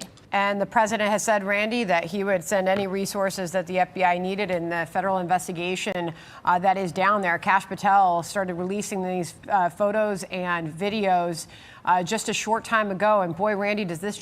All right, guys, we covered that story for a extensive amount of time. We showed y'all the images. CNN had some of the, not CNN, another news outlet had, I believe that was CBC. Yeah, CBC had the images put out right here. And so we already showed you that, guys. Showed you one video before that. And we're going to go ahead and get into this video, this article really quick before we get into some of the hearing that took place with Immigration and Customs Enforcement. ICE chief defend his officers' action before Congress after 2 deaths of protesters, which happened today. All right. Todd Lyons, the head of Immigration and Customs Enforcement, defended his agency officers before Congress on Tuesday, standing between their tactics and saying they would not be intimidated as they carry out the president's mass deportation agenda. Lyons was one of the 3 heads of agency implementing President Donald Trump's immigration agenda to testify in a hearing called after the shooting deaths of 2 Americans at the hand of federal officers. They face fierce questioning from Democrats and support from the most Republicans over how they are prosecuting immigration enforcement inside American cities. Let me send a message to anyone who think they can intimidate us. You will fail, said Lyons, who blamed elected officials and protesters for escalating rhetoric that he said endangered his officers. Lyons, who at various points declined to comment directly on the unaliving of the two U.S. citizens, said his officers would not be deterred and he did not apologize for their actions. We are only getting started, he said in an opening remark. Trump's immigration campaign has been heavily scrutinized in recent weeks, especially after the shooting deaths in Minneapolis. The agency have also faced criticism for a wave of policies that critics say trample on the rights of both immigrants facing arrest and Americans protesting the enforcement actions. The testimony is unlikely to quell simmering tensions over the centerpiece policy of Trump's second term. Lyons, the acting director of U.S.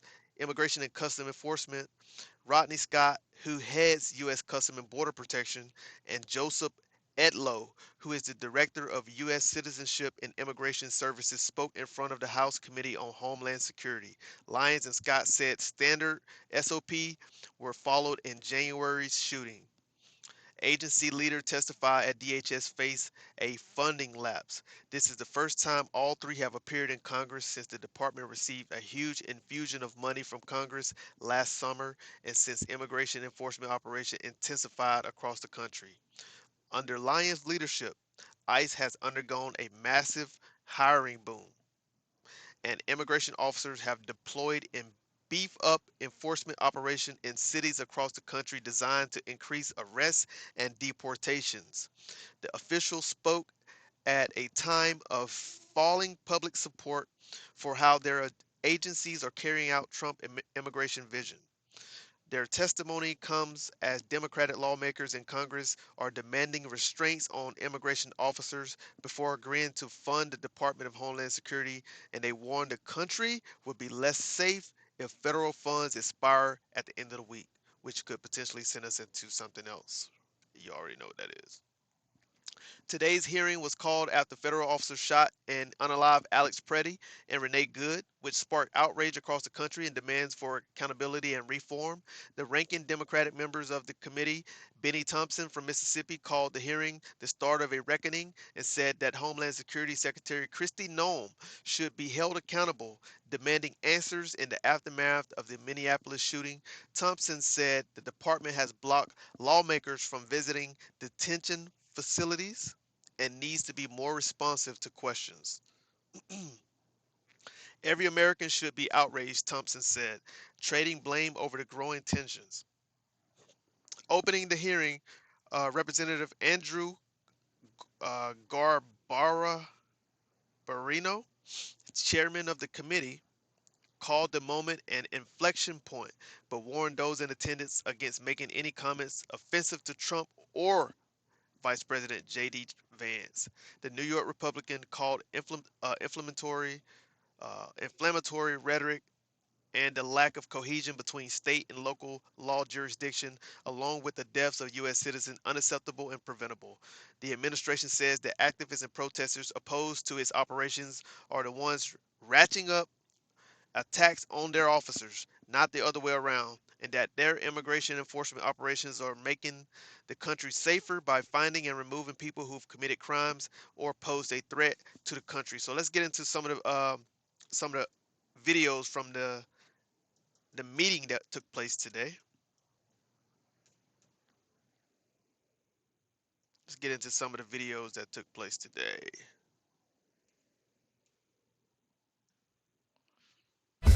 No meal brings people together better. I hope everybody wasn't bored in the chat by me reading that article. Oh man, that was a pretty good article though. That was a pretty good article.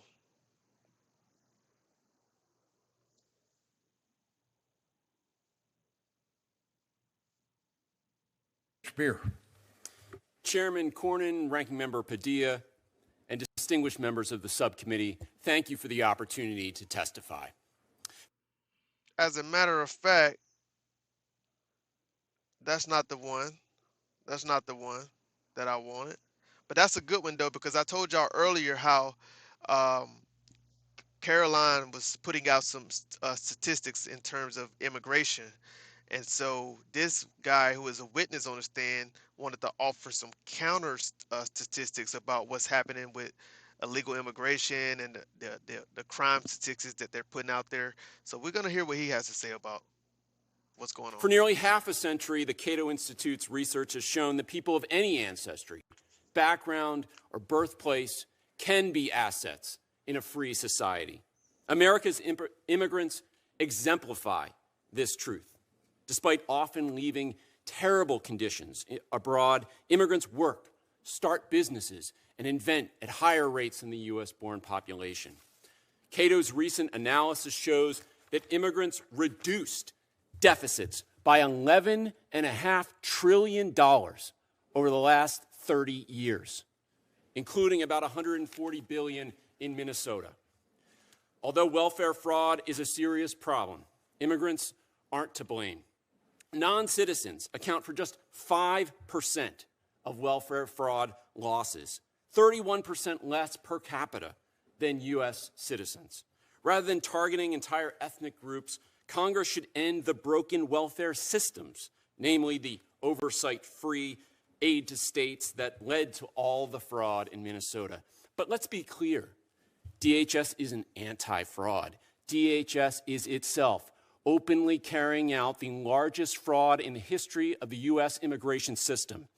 DHS and the State Department are raking in billions of dollars in immigration fees and not providing the adjudications that applicants are entitled to.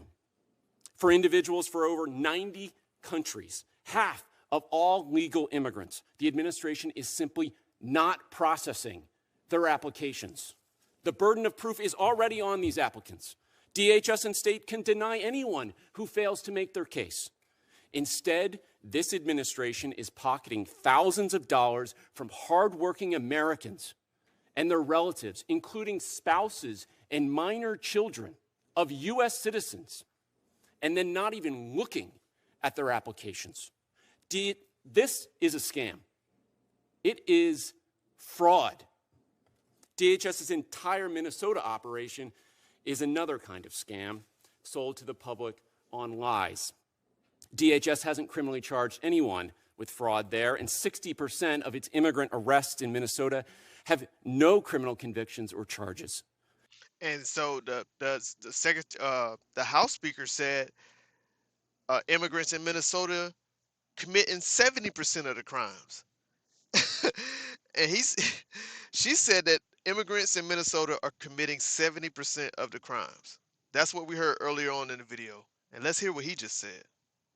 With fraud there, and 60% of its immigrant arrests in Minnesota have no criminal convictions or charges. DHS itself have no criminal convictions or charges. And I think she said 70%, if I'm not mistaken. Itself classifies just 8% of its arrests in Minnesota as the highest threat level. And 3/4 of arrests it classifies as not being a threat at all. Instead of arresting fraudsters, it's seeking to jail 5,600 legal vetted refugees, nursing mothers, single parents, long-term residents, already dragged away from their families without any evidence of fraud at all. Rather than a law enforcer, DHS has become the biggest lawbreaker in America today. In less than a year, DHS has attacked the First, the Second, the Fourth, Fifth, Sixth, Eighth, 10th, 14th Amendments to the U.S. Constitution, the writ of habeas corpus, the independent judiciary, and much more. Every day, masked DHS agents detain Americans based on their race and demographics. They arrest legal immigrants for criticizing their foreign policy and Americans for recording them doing it. They threaten, assault, and even shoot people for exercising their First and their Second Amendment rights. They break into our homes without judicial warrants. They sentence legal immigrants to foreign prisons without trials. They are trying to strip the citizenship of Americans born in this country. They detain people without lawful basis, and they ignore court orders to release them. And of course, they lie about all of it. Combating fraud and upholding the rule of law is important, but the public cannot have faith in that effort by an administration that regularly gets away with fraud, lies, and lawlessness. Even the FBI supervisor and the 14 U.S. attorneys in Minnesota who were responsible for leading the welfare fraud effort there lost faith. They quit because of DHS's operation there. We need accountability. The Supreme Court. All right, we're moving on from Buddy. We moving on from Buddy, y'all. We are moving on from Buddy. We're going. Oh shit! What did I do?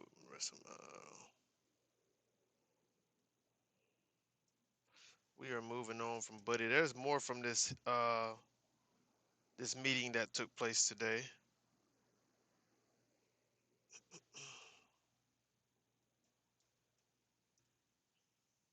The government is banning these.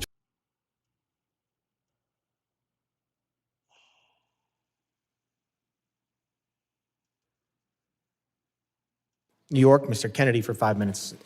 Thank you. Mr. Lyons, your written testimony today does not make one single mention of Renee Nicole Good or Alex Preddy. Not one. 2 American citizens have been murdered at the hands of your agency, and you have deliberately chosen under oath before Congress to ignore these tragedies. And so today, in my 5 minutes, I look forward to getting the American people some answers and some accountability that I believe they deserve. Mr. Lyons, I have some simple yes or no questions. Do you believe the U.S. Constitution provides due process for everyone in this country? Yes. Do you believe American citizens have the right to protest freely without being assaulted or killed by our government? Yes. Do you believe there should be an independent investigation when an innocent person is killed by a law enforcement agency in this country? Yes. Do you believe your agency has a legal obligation to follow court orders? Yes. Well, Mr. Lyons, you have a very strange way of showing it with a federal judge finding that your agency is in violation of 96 orders in 1 month alone. And that's just Minneapolis, Minnesota. This administration and the agencies represented before us have shown a complete and utter disregard for the law and the Constitution. Renee Nicole Good and Alex Preddy, both American citizens, both dead at the hands of federal agents. Alex Preddy was a VA ICU nurse who dedicated his life to healing people, healing veterans.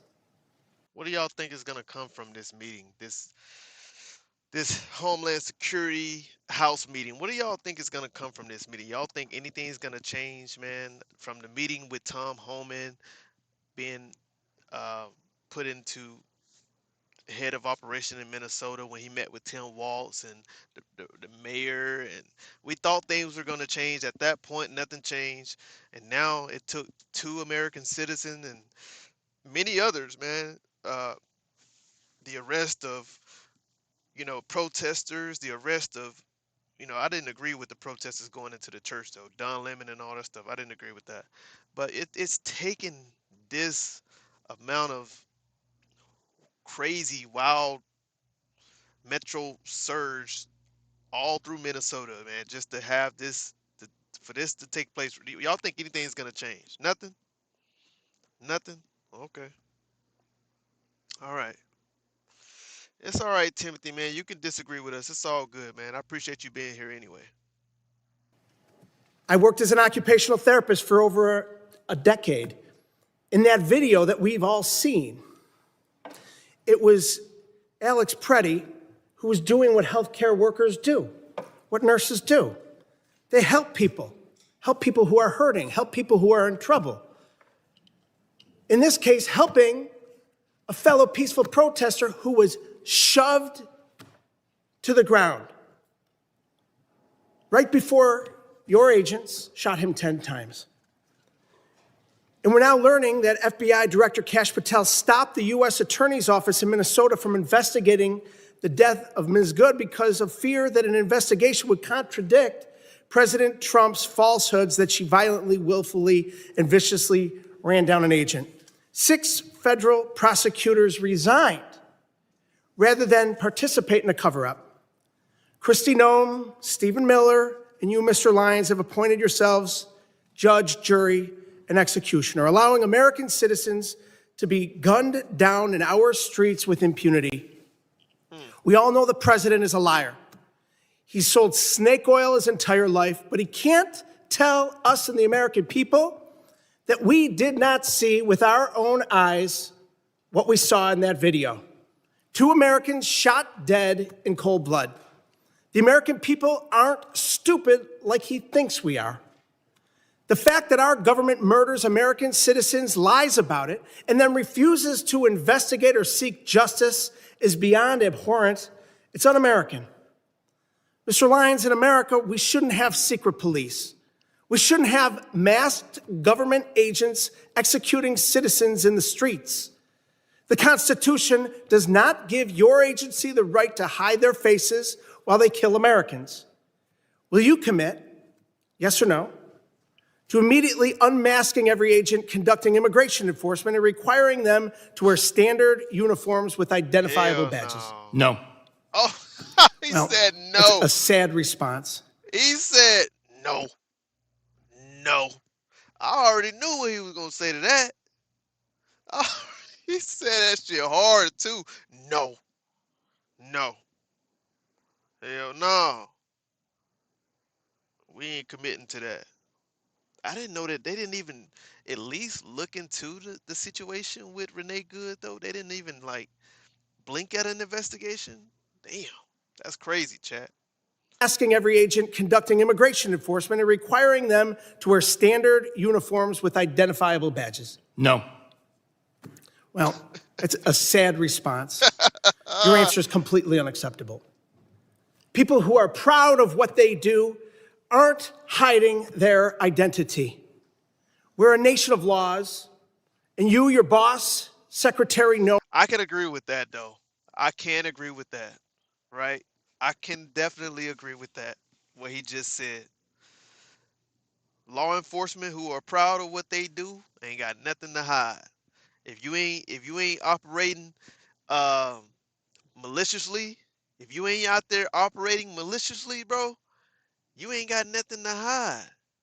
You ain't got nothing to hide. If you out there going after the worst of the worst, right? Like you say you're doing, you say, because Tom Homan said, he said it in the interview when he took over, he said it. He said, we have a target list of who we want in Minnesota. That's why they're there. They have a target list. They have an idea where they are, right? And they have information. They have enough information about these people to believe that they know where they're going to get these people, right? So what are you hiding from? Why are you hiding your faces?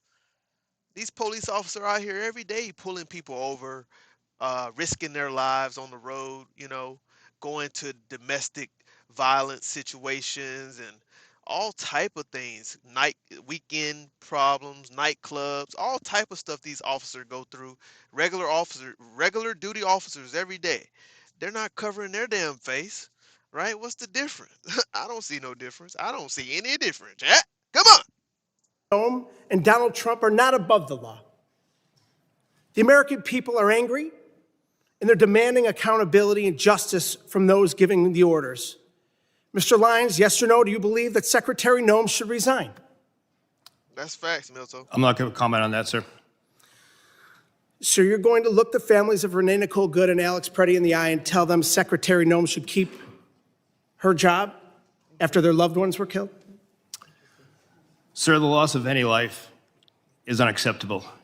My heart, prayers, and thoughts go out to anyone who tragically losing his life, especially a child since I've suffered personal loss in my life, but I'm not going to comment on an ongoing investigation.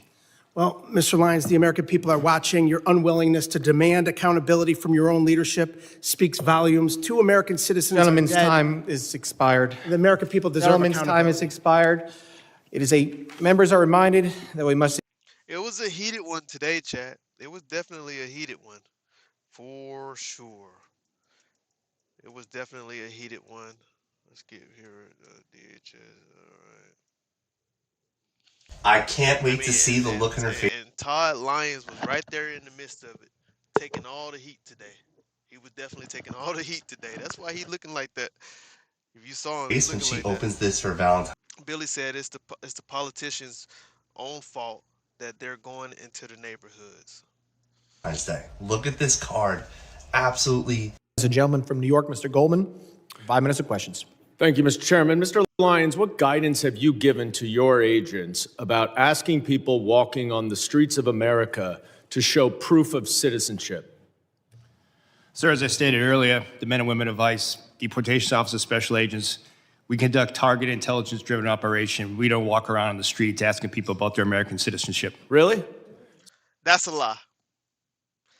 That is a lie. And being that I was there in Minneapolis this weekend, and I went to that barbershop, and the fact that, those barbershop conversations, chat, the fact that those guys told me how ICE, Immigration Customs and Enforcement, came into their establishment, right, looking for somebody, which they did say that they was looking for somebody, but in the meantime, didn't find who they was looking for, but they was harassing somebody else in another barber that was there. Ended up arresting the barber. Actually, he was in his car.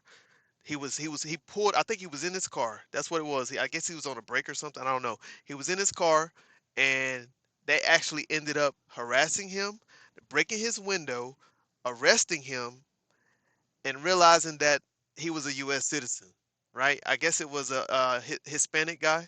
They realized that he was a U.S. citizen. They brought him back to the barbershop and gave him a voucher, a money voucher for his window. This is what the barbershop told me this weekend. This is what they told me. Are they lying, chat? Can we just sit up here and say, oh man, they lying, man. They just want to just stir up lies. They lying, right? You can't just sit there and really think that these officers are not doing some shit out there. They are. They doing some shit out there, and it's confirmed by U.S. citizens. It's confirmed by people I've talked to personally. Facts. So what he said right there was a straight up lie. That's just a lie. And y'all know I try to stay centered. I don't try to push either side, but he lying. I'm telling y'all, he's lying. And maybe he really truly believe what he's saying. Maybe he do. Maybe he's not aware of everything that his officers are doing out there on the streets. Maybe he's not. He could be naive.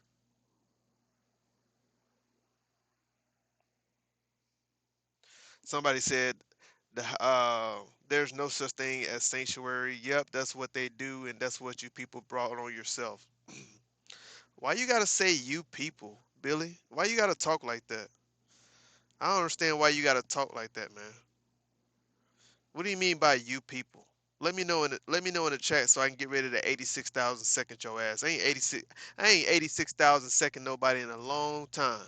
But you about to put me on one today, my boy. Sir, as I stated earlier, the men and women of ICE, deportation officers, special agents, we conduct targeted intelligence-driven operation. We don't walk around on the streets asking people about their American citizenship. Really? So all of those individual American citizens who have been randomly asked are lying. Is that what you're saying? Sir, if the men and women of ICE are conducting an investigation, whether it be for Title 8 immigration enforcement or Title 18 criminal enforcement, they'll ask someone their nationality. Right, but... And Billy, you got to understand too, right? Regardless if you claim they brought that on themselves, man, you believe in the First Amendment right. You believe in that, right? Majority of the people out there in Minneapolis are not No, let me correct that. Majority of the people out there in Minneapolis are peacefully protesting. Majority of them are. It's been confirmed. Majority of them are peacefully protesting. It's a small percentage of people out there who are following ICE, recording them everywhere they go. It's a small percentage of people actually doing that. The majority are protesting peacefully. That's a fact. That is a fact. But that's not targeted because they're asking all sorts of American citizens, including off-duty law enforcement. Now, have you directed at any point your agents under the Supreme Court's racial profiling ruling to only stop non-white people and those who look like immigrants to ask for their citizenship papers? No, sir, I haven't. Now, you are aware, of course, and there's numerous well-documented instances of people, American citizens, being asked to show and prove their citizenship. Well documented. Do you know what other regimes in the 20th century required similar proof of citizenship? Yes, sir. What? Sir, there was various nefarious regimes that did that. Is Nazi Germany one? Yes, but Is the Soviet Union one? I honestly, sir, I'm asking the questions. Is the Soviet Union one? Yes, sir, but I totally, this is the wrong type of question that you should be asking me. I'll tell you what the wrong type But of actually, thing sir, is. Sir, it's my Holocaust time. Museum Reclaiming is my down at 14th time, and sir. Independence. If you want to go see Reclaiming Nazis, my that's time, what Mr. it is. Chairman. It's not the men and women of ICE that are out there doing it every day. So to say that the men and women of ICE that Mr. Chairman, I'm reclaiming my time. I would like my time back, please. Please give me another 15 seconds because he was unnecessarily speaking. You said in your opening statement that references to ICE as the Gestapo or the secret police encourages threats against ICE agents. 100%. The problem is you have it backwards, sir. People are simply making valid observations about your tactics, which are un-American and outright fascist. So I have a simple suggestion. If you don't want to be called a fascist regime or secret police, then stop acting like one. But people are simply just observing what they are seeing. And that's why people are making those comments. Now, I was a prosecutor for 10 years, prosecuted mob bosses, organized crime, violent criminals, the actual worst of the worst. Not a single criminal law enforcement agent that I worked with wore a mask to conceal their identity. But your department, which is a civil law enforcement agency, is defending the use of masks by your agents because of a so-called rise in threats and assaults against your officer. Now, you said in your opening testimony that assaults against ICE officers are up by more than 1,400%, which is now even more than the 1,300% that your gaslighting spokesperson, Tricia from Ohio, has recently been citing. But here's the problem. There are two separate, very detailed, very thorough investigative reports based on your own data that both conclude that assaults against ICE officers are up about 25%, which is far less, of course, than you assert and far less than you would expect from an agency that has more than doubled its hiring and has an even greater increase in arrests. Now, why is that a problem? Shit, the problem is they just started getting the training funding for these guys. They hiring anybody off the streets. Breaking news, Minnesota man attacked by is what is now called. Boy, you so crazy. Yeah, I mean, the problem is today with all the ICE custody unalive, if he thinks he's still going to say hello. I don't know. Yeah, I already know. I already know Aunt TK. I already know. But the problem is, it's just so much funding. They just started putting the funding out for these guys, and they're hiring anybody off the street, and that's been confirmed. It ain't like they hiring like. You got to think about all these people that ICE is hiring. You already got enough officers in every city, right? Enough federal agents already in place, and you just you putting out hiring ads, and you just hiring anybody off the street, and you just received the funding for your training program not too long ago. But y'all, I think that's gonna be it, y'all. We've been live for a while. Auntie K, thank you for hanging out. Auntie K, I appreciate you. Everybody that hung out with me today, I appreciate y'all. We're not gonna cover everything. I went through a lot today, but it's getting late for me, and your boy got to get ready for work. So thank you guys who tuned in today. Thank you guys for hitting that like button, and hope everybody have a great night.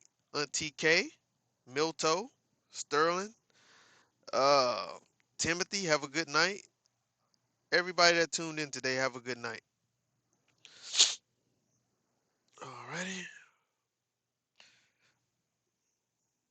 You're so crazy, Timothy. Thanks, Dom. Thank you, Auntie K. I appreciate everybody. Y'all have a great night, and God bless everybody. All right.